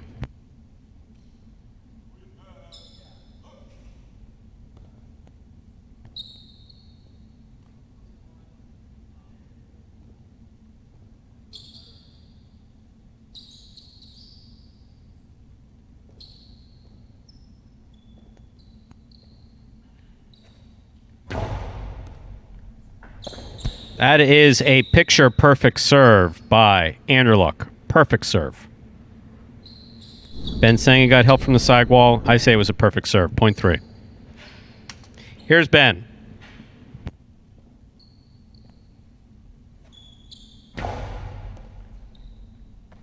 Good catch by Ben. Beautiful backhand by Ben. Anderluck hangs in there, makes the forehand Rebote save. Ben from the right side. Low and hard. Scooped up by Anderluck and a great catch. Ben, forehand, played high. Anderluck takes it on the bounce. Back to the inside he goes. That scores on the second bounce. Well played by Anderluck. Point 3. 3 on the board with 3 points. Here's post 6, Ikeda.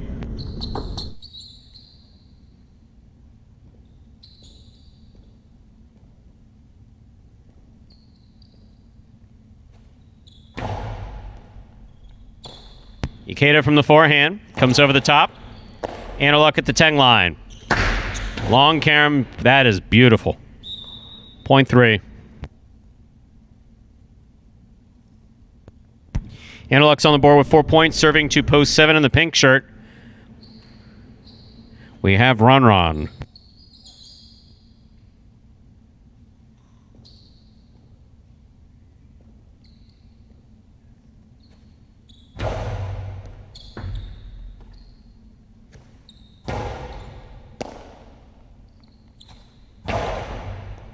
Pick up by Ron on the left side. Sends it back. Rebote comes out to the 8 line. Anderluck's there.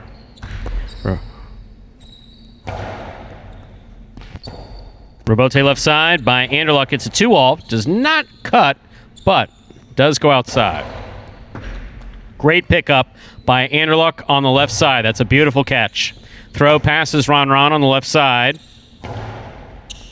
Anderluck from the forehand. Back to the inside he goes. Good catch by Ron. Hard throw to the inside. Great pickup by Ron. There's the backhand. Robote forehand. Fired back by Anderluck. Beautiful throw. Nice Robote. Trying for the outside placement. Not outside enough. Long day Hara. Wow. What a point was just played by Ron and Anderluck. That was beautiful. Excellent effort by both players. Point goes to the 7.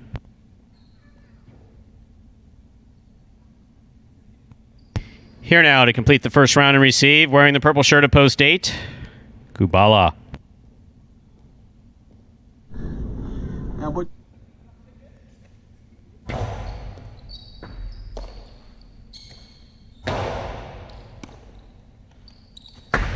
Karam, thrown and scoring.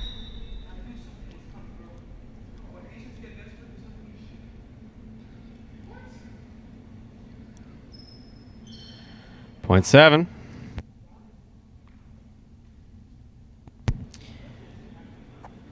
That completes the first round of play. All matchups are worth 2 points now through the end of the game. Thank you, Manuel. Carballo receives, blue of post 2.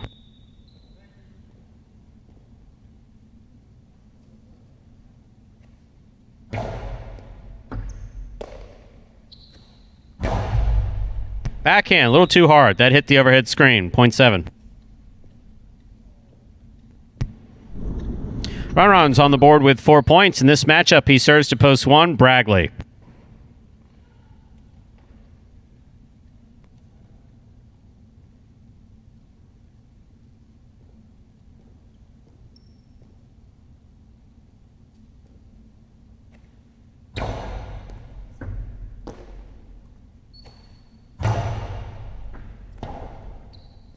Robote by Ron, turn to the inside, caught by Bragley. Powerful backhand by Bragley. Robote comes low, turned right up the middle, caught by Bragley. Bragley with a hard throw, caught by Ron. Ron goes deep. Robote comes out, comes low, and scores. Point 7. Possible game point for the pink shirt of post 7, Ron. Trying to stop him in the green shirt of post 4, Douglas.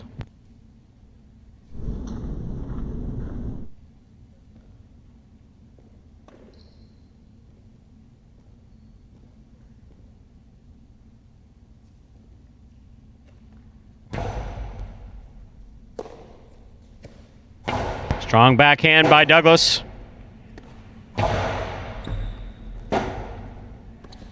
Robote left side by Douglas. Catch by Ron. Ron sends it back to the inside. Douglas looks for the Robote on the left side. He makes the save. Here's Ron. Into the Chula it goes. Douglas digs it out. Caught on the forehand of Ron. Scoop by Douglas. Powerful backhand. Robote comes to the 7 line on the inside. Thrown back by Ron. Robote left side. 2-wall.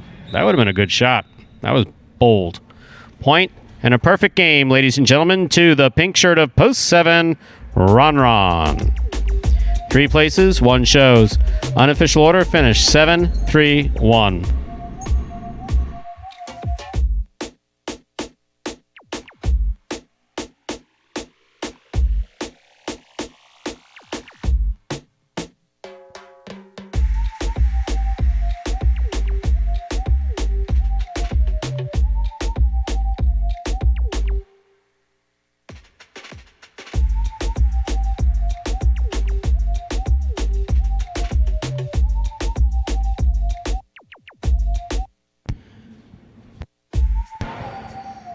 There are your prices for Game 6. $2 Quinella, 3-7, 29-20. Trifecta, 7-3-1. That's first, second, and third place finishing. $275.20.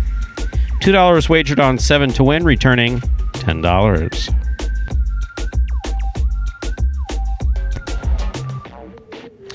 The early pick 3, 117. All three numbers returning 9480. Up next, Game 7, a spectacular 7 doubles match. Played to 7 points. Points double after the first round of play. There is a scratch in Game 7. Game 7, post 6, scratch Lamonte, replace Lamonte with Vuelo. Game 7, post 6, scratch Lamonte, replace Lamonte with Vuelo.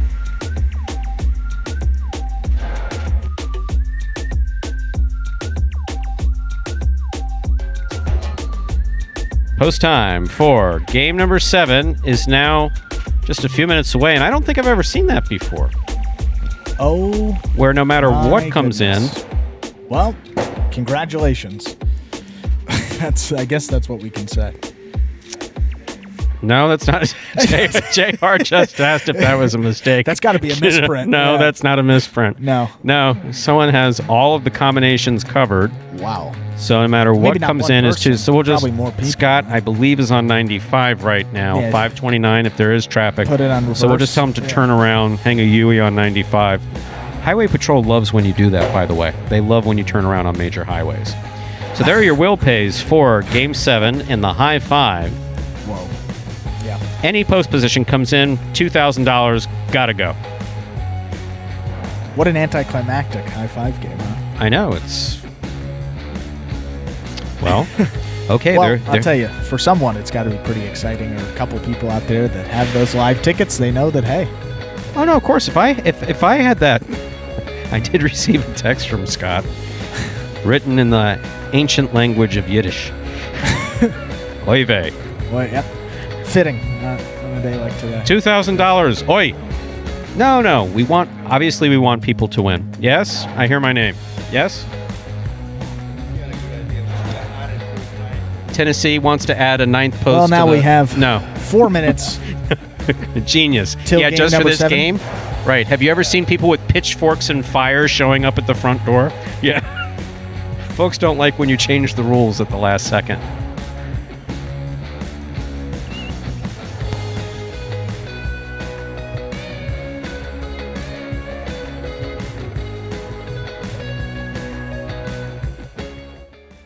Imagine the perfect mixture of athletics, spectacle, and speed.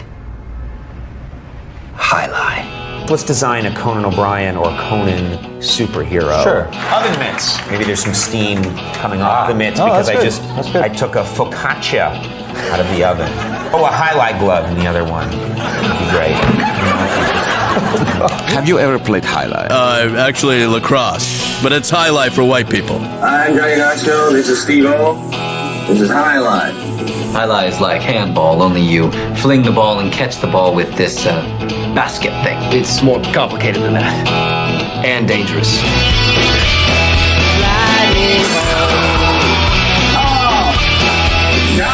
It's got the same fingerprint as baseball, only better. A special stadium called a fronton. And you can sit real close, which is a thrill because the ball goes 175 miles an hour. I can serve this pelota almost 200 miles an hour. Big whoop, that little squishy. Jesus, is this made of limestone? It's a dangerous game, amigo. It's called a cesta. It's made of reeds from the Pyrenees. And the ball is called a pelota. A lightning ball.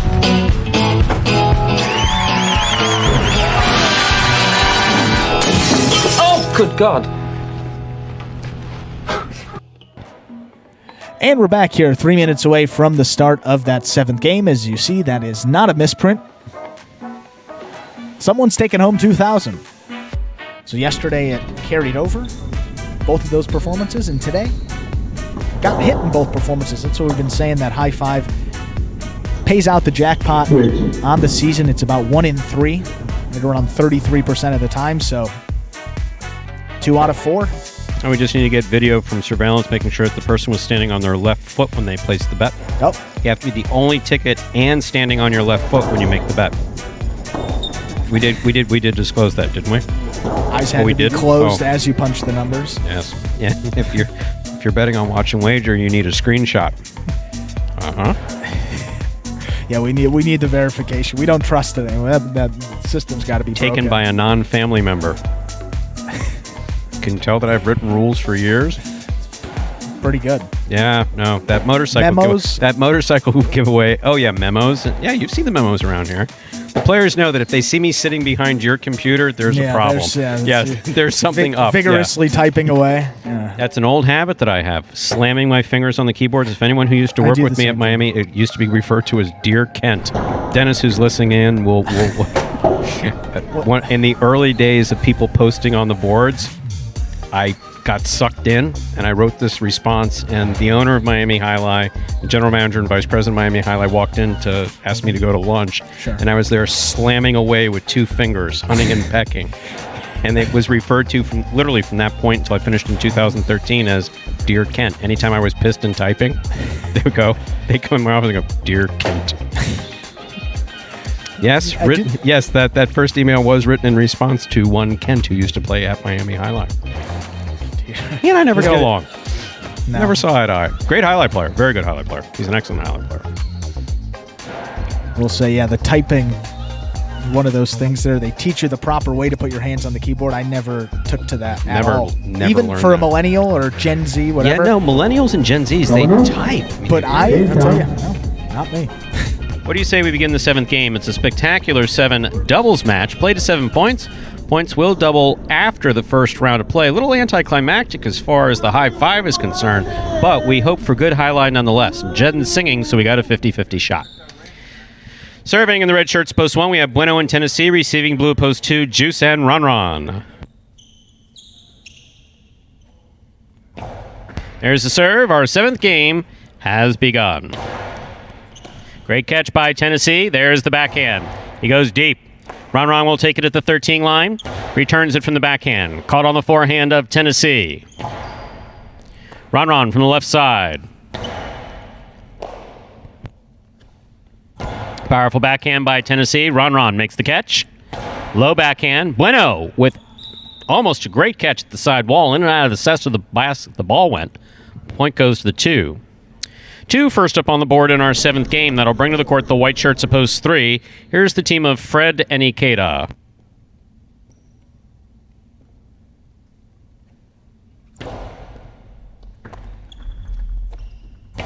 Ikeda goes deep.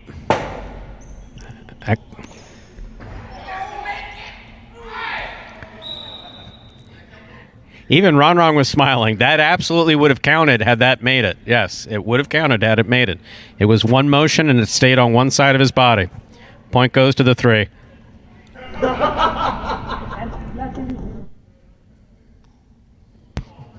Here are the green shirts, post 4, El Barba and Bragley.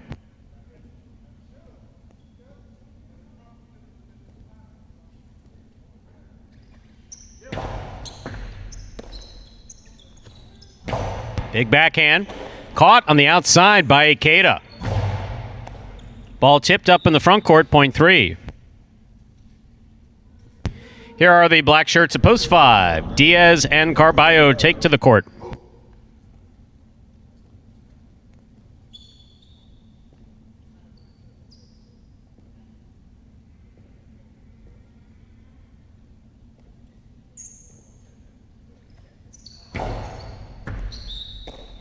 That cleared the 8 line.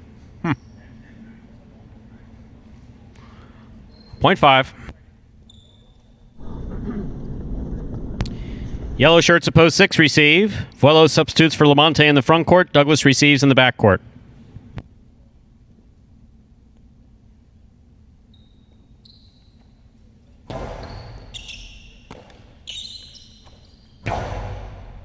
Carballo from the left side. Hard to the inside. Robote. Point 5.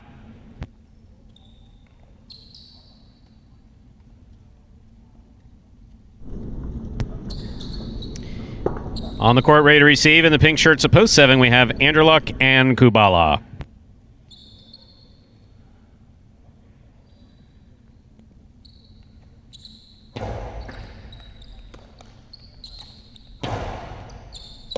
Carballo from the left side.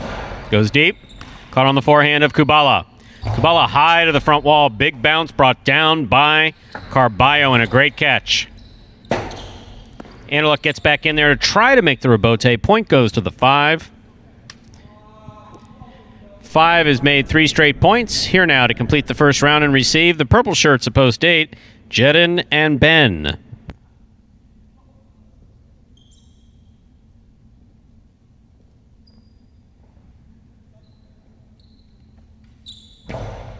Catch by Jedin. He takes the serve, rifles the backhand. Carballo reaching way up and makes a beautiful catch. Here's Ben. Carom by Ben does not open up. It is caught by Diaz on the forehand. Diaz passes it off the side wall, and that's going to score. 0.5. That completes the first round of play. All matchups are worth 2 points now through the end of the game. In this matchup, Diaz serves to Bueno and Tennessee.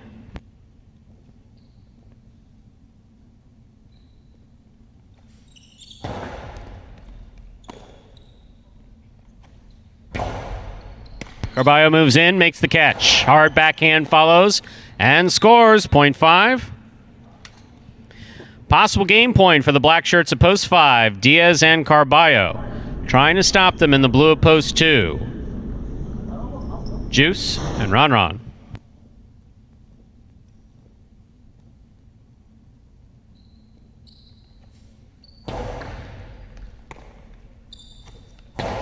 Big backhand by Ron. Rebote by Diaz. Split placement. Ron stops it on the forehand.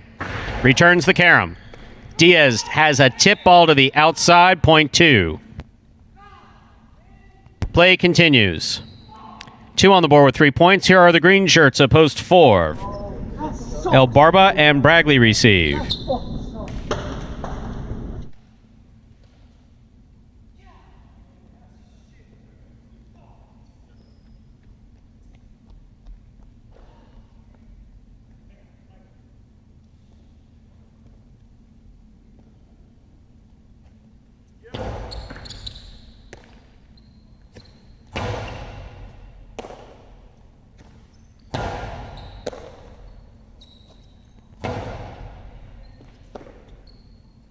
Big backhand by Ron.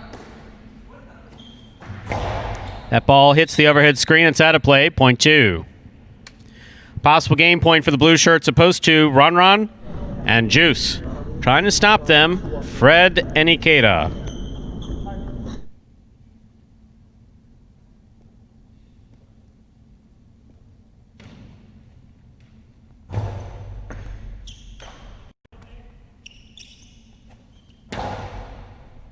Ron from the backhand. Low and hard. Rebote left side by Ikeda. Nicely thrown. Here's Ron. Midcourt. Carom. Split placement. Stopped by Ikeda and a great catch. Carom by Ikeda. Tipped up in the front court. 0.3. Play continues. 3 on the board with 4 points. In this matchup, Fred serves to the yellow shirts of post 6, Vuelo and Douglas.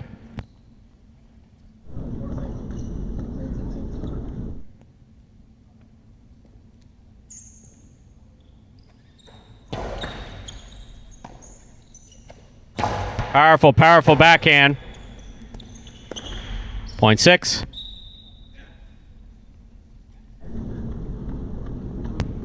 Six on the board with 2 points. Here are the pink shirts of post 7, Anderluck and Kubala.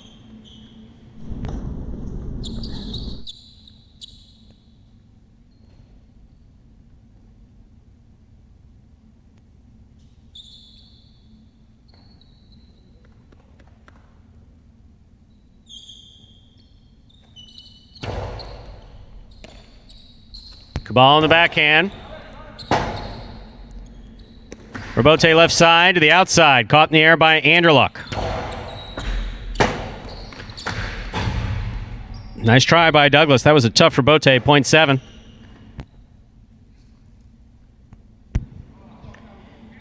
Here's post 8, Jedin and Ben.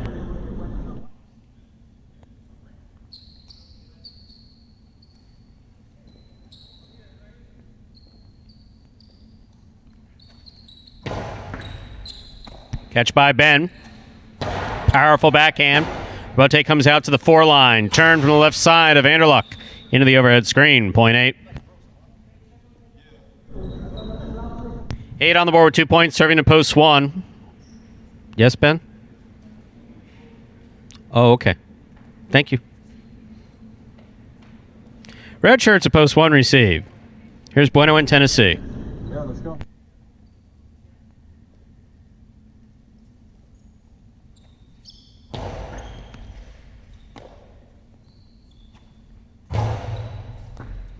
Good catch.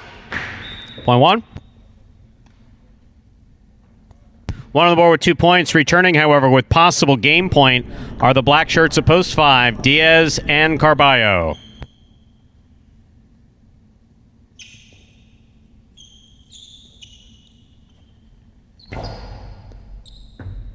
Carballo from the left side. Powerful backhand. Caught by Tennessee. Carballo took his eye off the ball, missed it. Point 1. One's on the board with 4 points, serving to the 4 post. El Barba and Bragley return.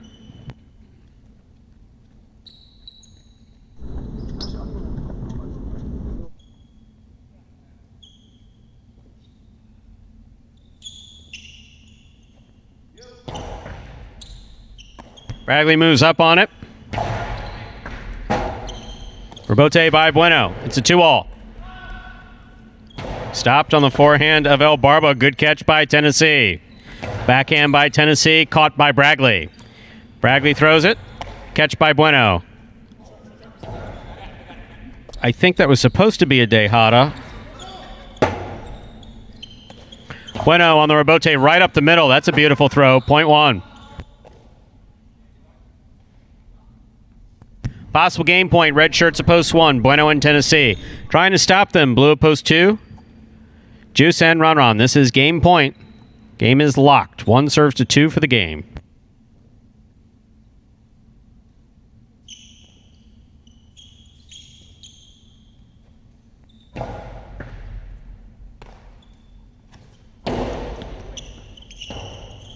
Bote left side by Bueno. That was a nice save. Here's Ron.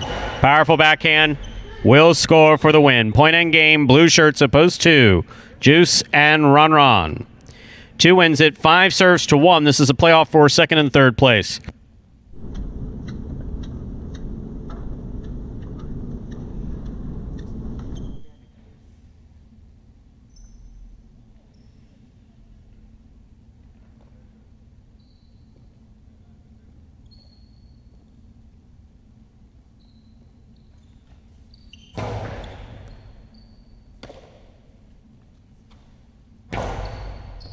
Catch by Carballo. Bueno winds up. Placement inside. Carballo on the run. Makes the catch. Takes a look. Fires it back. Tennessee almost got killed, but that is point in a second place finish for post 5, Diaz and Carballo. 1 shows. Unofficial order of finish. 2-5-1.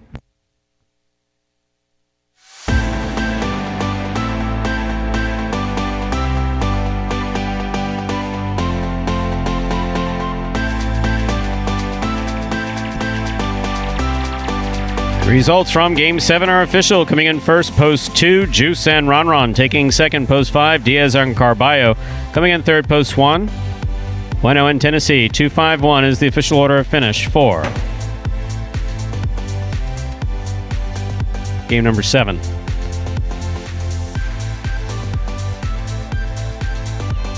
And we'll have your prices up in just a moment. A moment it is. $2 Quinella, 2.5. That's first and second in any order. $51. Trifecta, 251.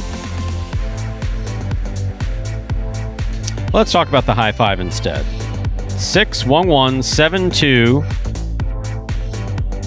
5 of 5 numbers returning $2,000.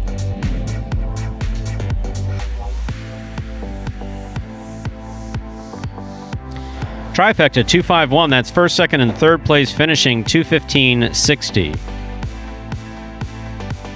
$2 wagered on the number 2 to win returns $10.60. 2 games left in today's performance, ladies and gentlemen. Games 8 and 9. Game 8, a spectacular 7 singles match. It's played at 7 points, and points will double after the first round of play.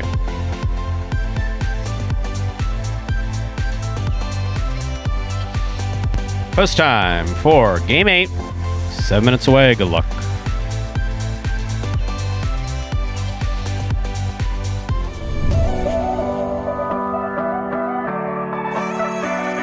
pitch by Bueno. Carom by Bueno. Caught by Barba.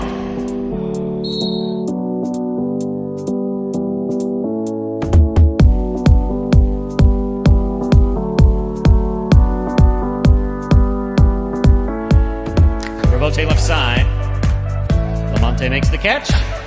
Returns a Carom that's gonna score.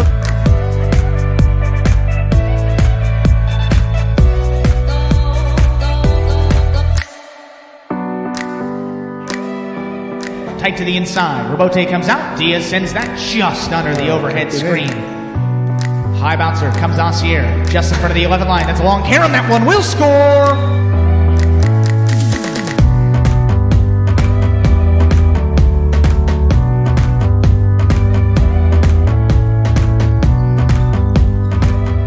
Reversed by Bueno. Kubala from the 7 line throws a 2-all that is stopped on the forehand of Bueno. Bueno's Carom. That's going to score.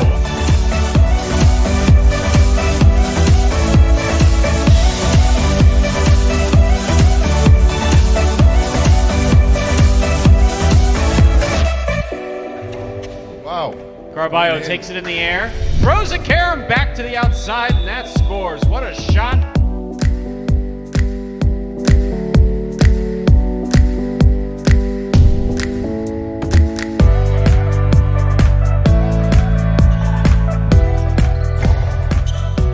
Douglas on the right side. Sidearm, Carom opens up beautifully.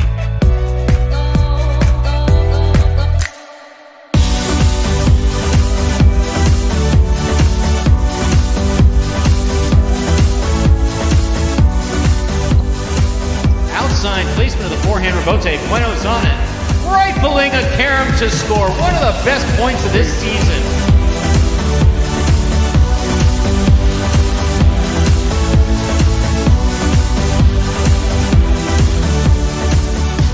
Ragley from the 10 line. Over the top to the inside. Kubala's there. Carom by Kubala's going to score.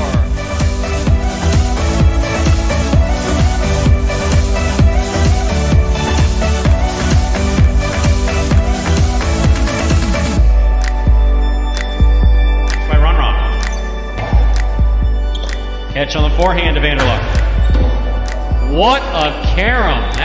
Wow.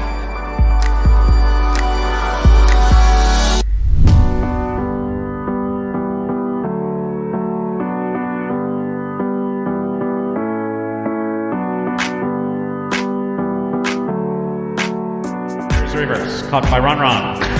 2-all by Ron. Caught by Douglas. Carom by Douglas. Wow.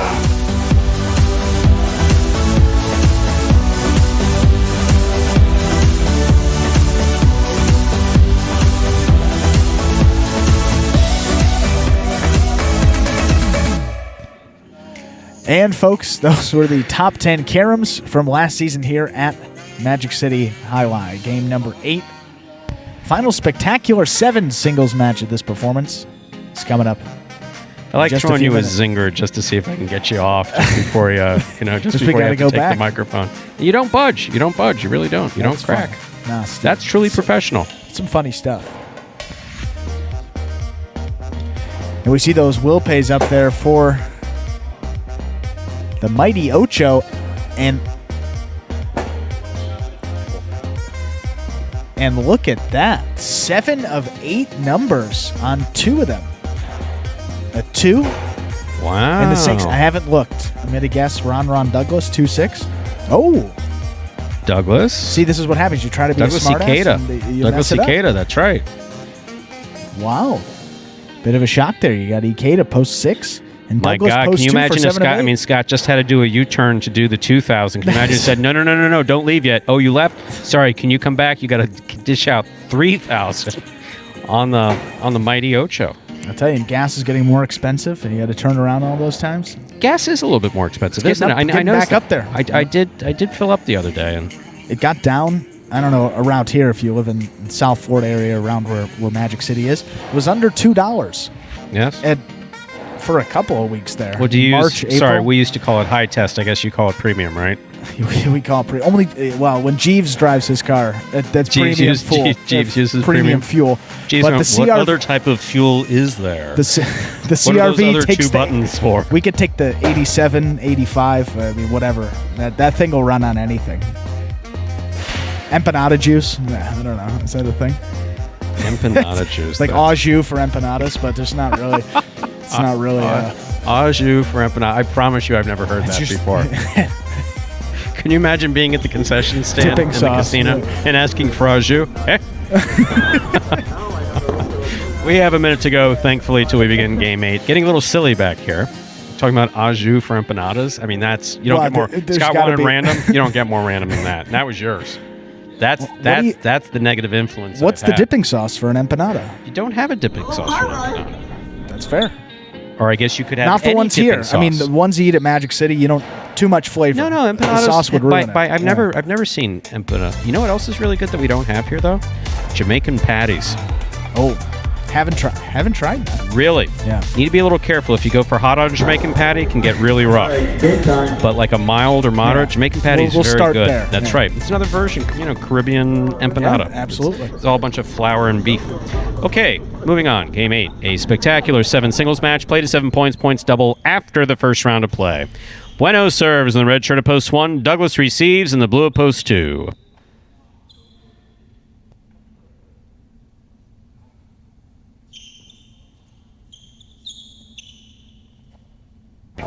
There's the serve. Game 8 has begun. Robote forehand, swing and a miss by Bueno, point 2. Now receiving in the white shirt of post 3 is Ben.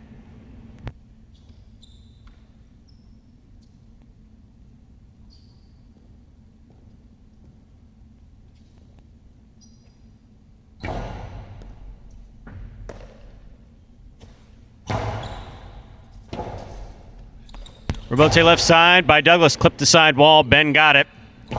Turns it back to the inside. Douglas with the catch at the 11 line. There's the backhand. Ben, great catch. Tejada. Oh, wow. Threw a Tejada from the 9 line. That's ballsy, Ben. You are very fortunate that that landed in. Otherwise, you'd be getting a ration of you-know-what right now. Point 3. Green shirt at post 4, Carballo receives.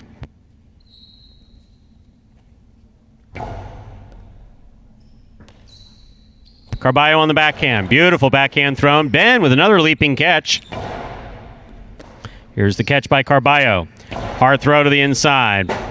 Robote left side. Carballo aggressively moves up. Perfect positioning. Rifles it inside to score. Well executed by Carballo. He played that point beautifully. Point 4. Black shirt at post 5 receives. Here's Ron.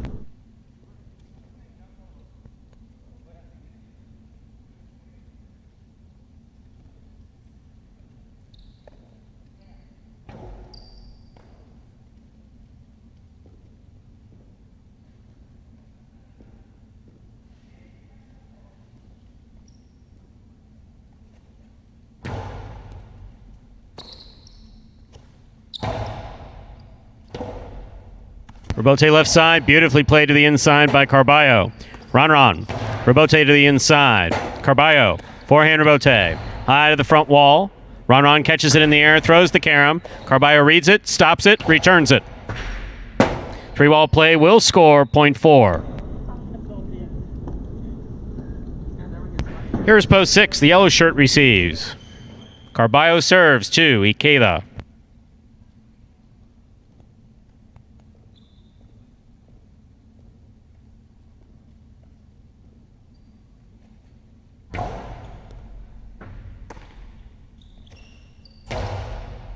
Carballo from the 10 line. Backhand, a little too much. That hit the overhead screen, point 6. That'll bring to the court the pink shirt of post 7. Here's Kubala.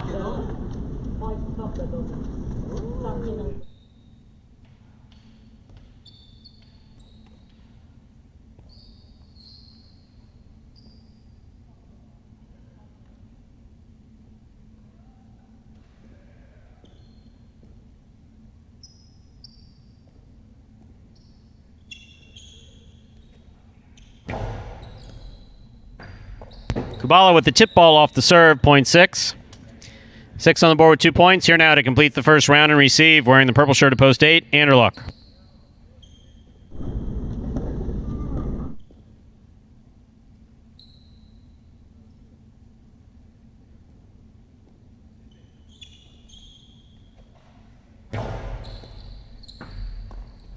Ball tipped off the serve, 0.6. That completes the first round of play. All matchups are worth 2 points now through the end of the game. First to return in the second round, the red shirt of post 1, Bueno.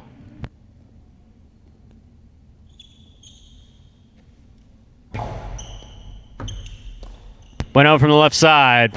Goes deep. Bote comes out to the 7 line, turned on the forehand of Ikeda. Robote left side by Ikeda. Just gets it up. Robote left side by Ikeda. Nice play. Here's Bueno. Karen by Bueno. Scores. Ooh. Yeah, that's definitely coming down at some point. Point 1.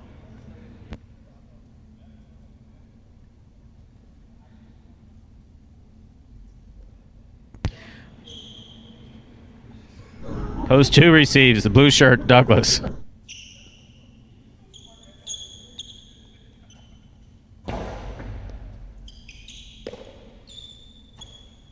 Powerful throw from the forehand of Douglas. Bueno on the Robote. Out. Point 2. Douglas has 3 points. He serves to the 3 post. Here's Ben.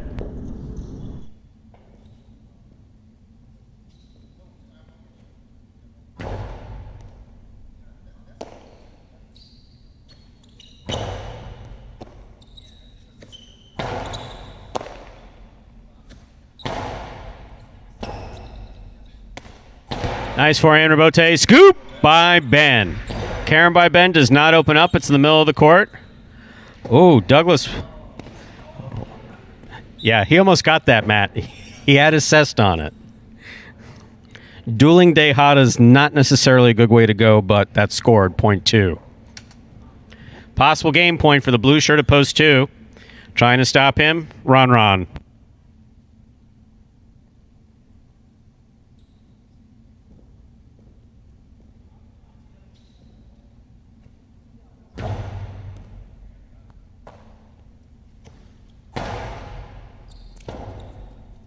Robote forehand by Douglas. Catch by Ron. Low and hard to the inside. Will score. Point 5. Play continues.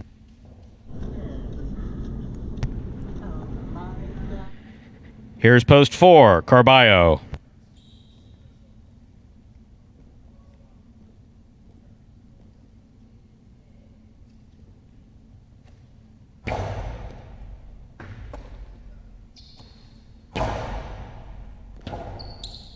Robote left side fired by Ron to the inside and scoring. Point 5. 5 on the board with 4 points. Here's post 7, Kubala.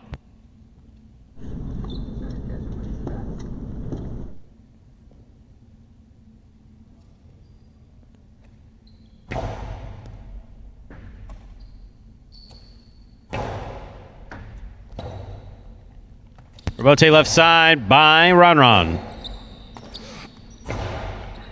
Ron makes the catch at the 9 line. There's the backhand.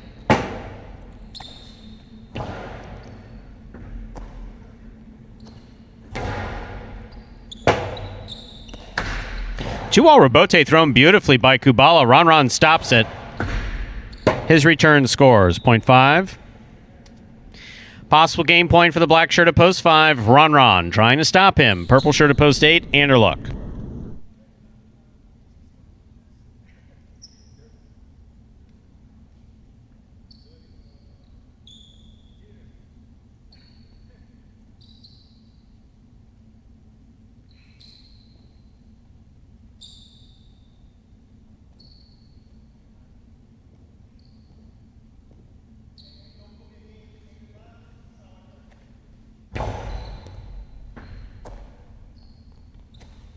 Powerful throw by Anderluck. Robote in the inside. Robote left side by Anderluck. Catch by Ron. Point in game. Black shirt at post 5. Ron. Ron wins it. 2 places, 6 shows. Unofficial order finished 5-2-6.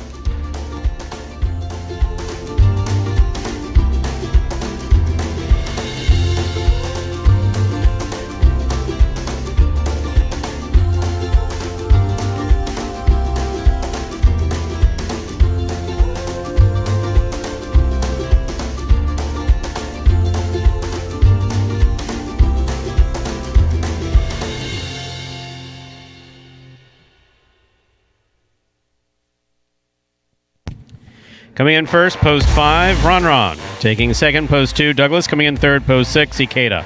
5-2-6. The official order finish for game number 8.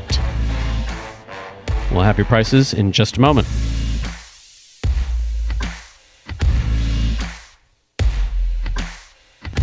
Ron just continuing to play at such a high level all week here. That's his 8th win.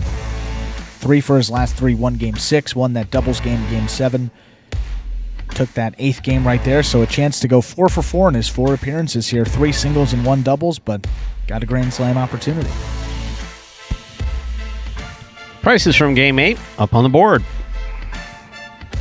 I guess I gotta get a habit of saying that because it's not really a board that they're up on. They're really up on a screen. I mean, even in here, there's no tote board. There's a screen.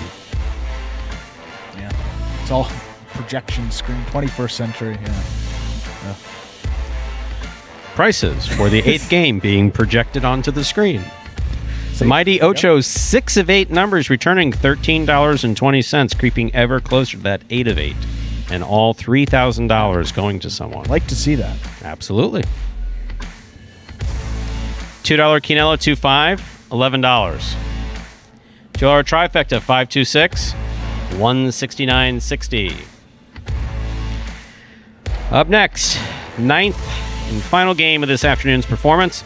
It's a spectacular 9 superfecta match. Played to 9 points. Points double after the first round of play.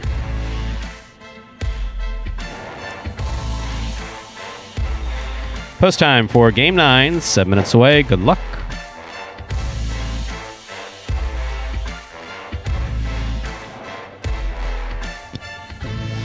And of course, that superfecta 9-point singles match here to close out the action on this Friday. Of course, we'll be back tomorrow on Saturday, but reduced schedule on that Saturday. We've got that one performance tomorrow at 4 p.m. I'm still going to be here at 8 o'clock sitting behind this announcer's booth until they give me an evening performance. That's it. I'm going to sit right here. Without me. I'd say I'd hold my breath, but, you know, it's kind of tough these days.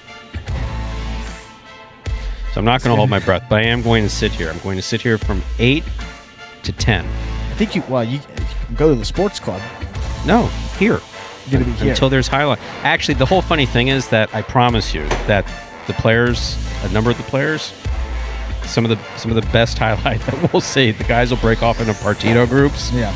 And they'll start practicing. They've been practicing after Saturday nights for the last 3 weeks. Which is hard. I mean, to me is unbelievable. No, and it's, you know, you're done, you watch for a little bit, and then you leave. But no, they'll go for 2 hours on a Saturday. We've been leaving here like just before midnight. They're playing into tomorrow, and then they have a performance. And then they come back, which is just crazy. So now that we're going to be done at 6:30, no, I'm sure that they'll be playing in some. They break off and they play 15 or 21 point partidos depending upon who it is, and it's some really great play. Some really great play. Yeah, absolutely.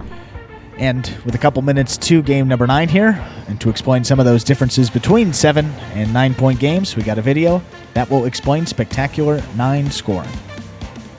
Spectacular 9 singles games are played with 8 players. Each player wears a different color jersey numbered 1 through 8 on the front. These numbers are traditionally referred to as post numbers. Post numbers are used to signify the order in which the athletes will play in a game. These numbers are also used for betting purposes. Don't be confused by the numbers on the back of our jerseys. Those are just for fun. Each game begins when the player in the post 1 red jersey serves to the player in the post 2 blue jersey. The served ball must land between the 4 and 7 lines marked on the court's side wall. If the ball lands between those lines, the serve is good and play continues until one of those two players wins that matchup. The player who loses the matchup exits the court and waits for his next turn at the end of the rotation. It's important to note that every game has 2 rounds. The first 7 matchups in a game make up round 1. Each matchup in round 1 is worth 1 point. Round 2 refers to all matchups that take place after the 7th and final matchup of round 1. The number of matchups in round 2 varies from game to game. And in round 2, each matchup is worth 2 points. The first player to earn 9 points wins the game.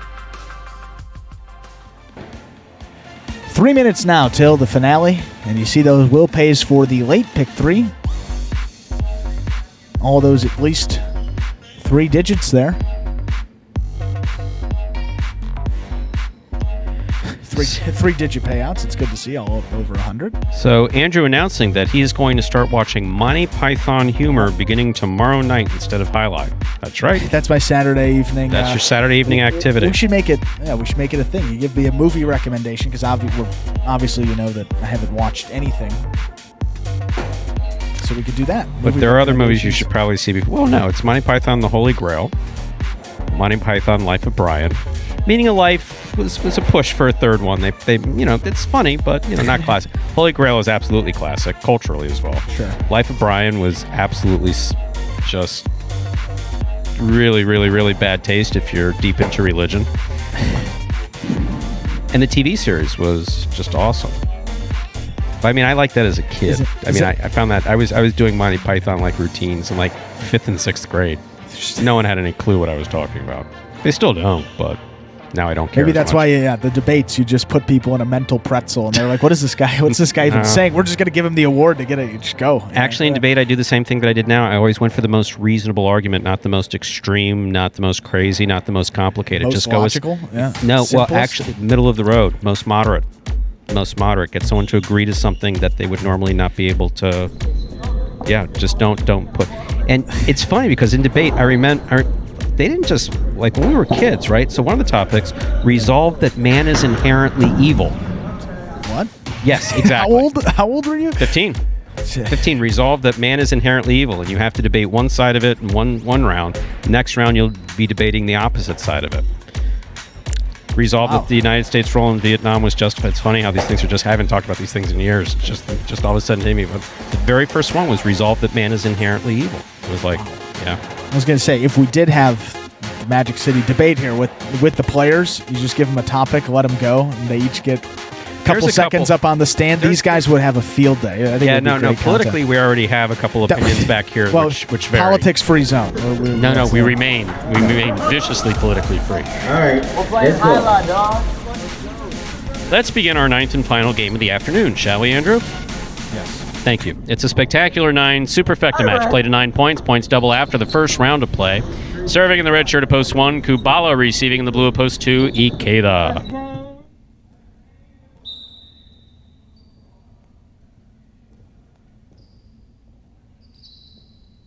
Kubala serves. Our 9th game is underway. Powerful backhand by Ikeda off the serve.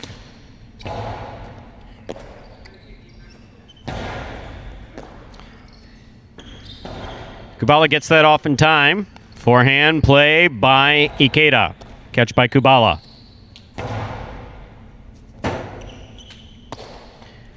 Rebote forehand, Escapa to the overhead screen. Point 1.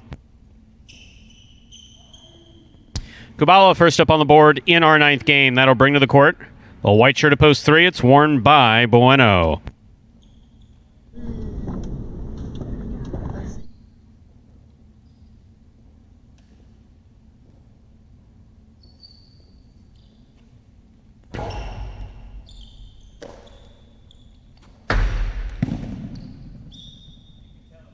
Point 1. Green shirt of post 4. Carballo receives.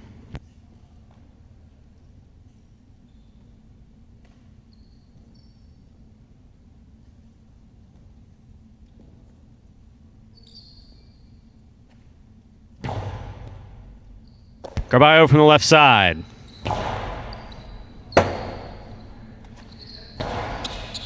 Good catch by Carballo. Powerful backhand. Robote's coming out to the 5 line. Soft touch, not soft enough. Carballo's got it. Outside placement, not outside enough. Wow, he slid a long way, didn't he? The slide was impressive. The highlight part wasn't, but the slide was. Point 1. Here's the black shirt at post 5, Ben.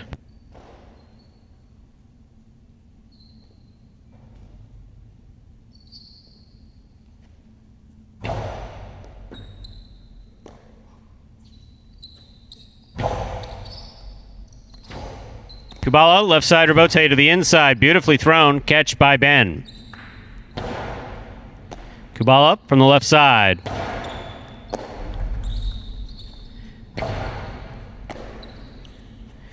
Karam by Kubala. Ben reads it. He stops it.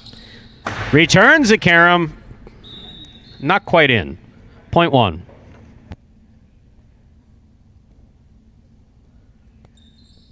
One on the board with 4 points. Here's post 6, Anderluck.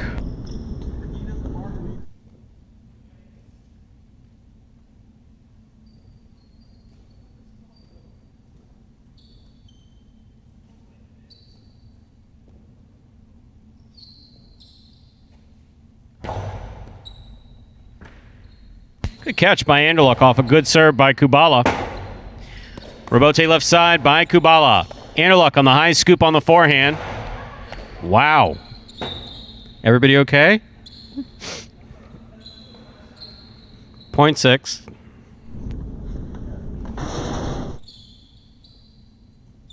Here's post 7 in the pink shirt. Douglas.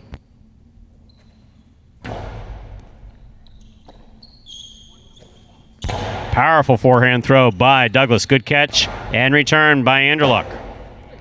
Robote forehand by Anderluck. By Douglas, just missed. Point 6.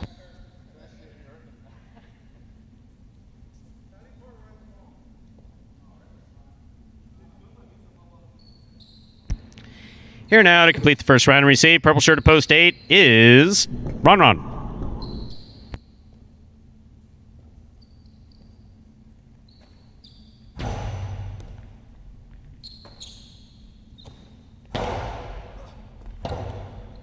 Robote left side by Anderluck, thrown hard. Ron's got it on the forehand. Just lays it up in the middle of the court, nice and safe. Here's Anderluck. Good catch by Ron. Backhand from the 11 line. Passes to the Robote. Robote comes low. Anderluck's got assessed on it, but sent it to the overhead screen. Point 8.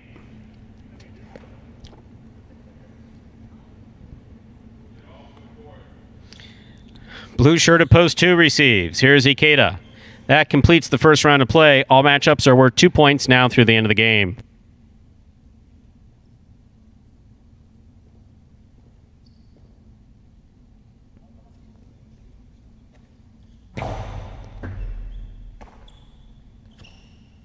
Powerful backhand by Ikeda. Robote forehand by Ron. Catch by Ikeda. Robote left side. Hard throw. What the hell was that?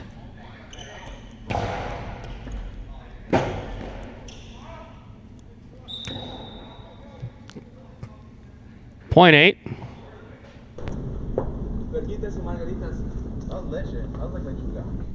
Great, now Carballo's going to want to do it. Okay. 8 on the board with 3 points. Here's post 3, Bueno.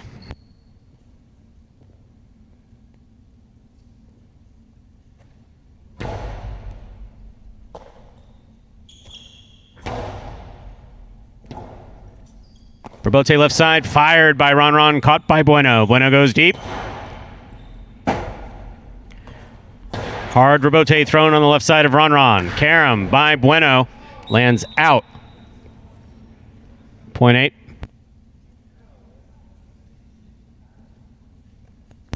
Ron has 5 straight points. Remember, 9 points needed to win a Superfecta game.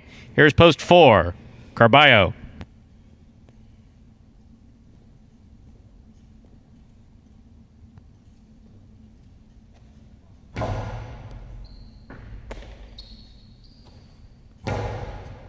Catch by Ron.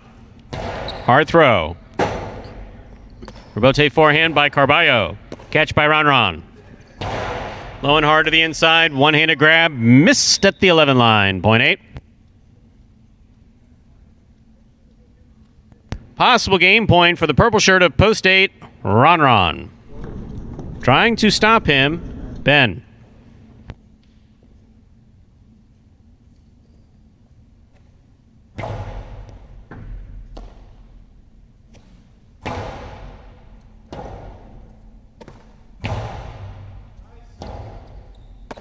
Rotate forehand by Ben. Catch by Ron. He winds up.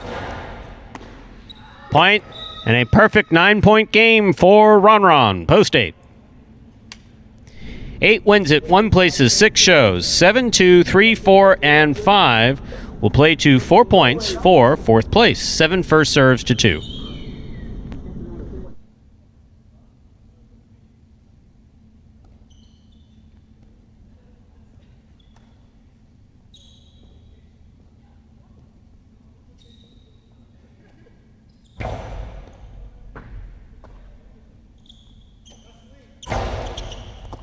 Scoop by Douglas. Costado to the midcourt.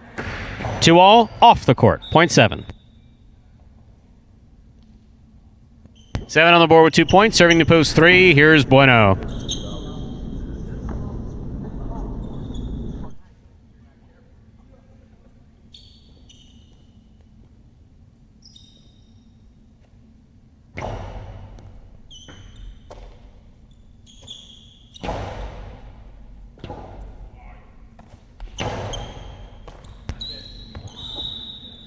Point and a 4th place finish for post 7. Douglas. 8-1, 6-7. Unofficial order finish for game 9.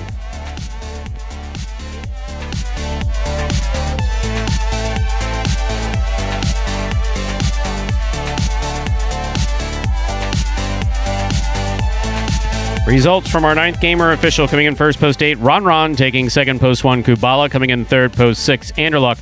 Taking the quad, post 7, Douglas.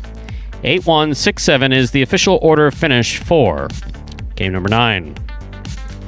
That's 4 in a row there for Ron. And don't know what it's going to take to beat him the rest of the week. He's just been flawless. I mean, seriously, all week. I'm afraid I'm going to have to tell Douglas what you said. There's been a couple of laps. Because what I heard was, Douglas, you're out of gas the rest of the weekend. May as well just take days off. Not that Douglas is out of gas, and I think now he knows where he stands. Only 2 performances left. He's got 6 games the rest of the week here, so got to think that he's going to be motivated to get back in the win column now. Ron's cut into that lead. 9th win of the week for Ron.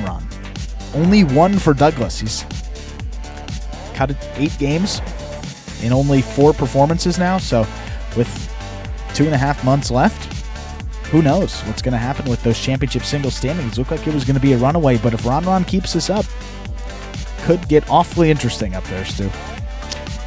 Prices for game 9 are official. Coming in first, post 8, Ron. He had a perfect game. Taking second, post 1, Kubala. Coming in third, post 6, Anderluck. Taking the quad, post 7, Douglas. Your $2 pick 3, 258, 3 of 3 numbers, 127 even. That is the late pick 3. 10 cents super, 8167 3501.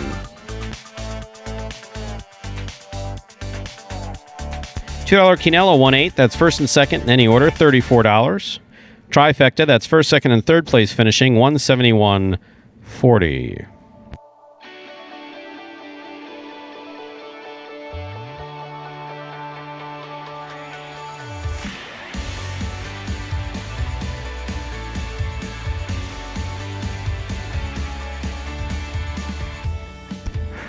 My, oh my. Interesting day of highlight, yes?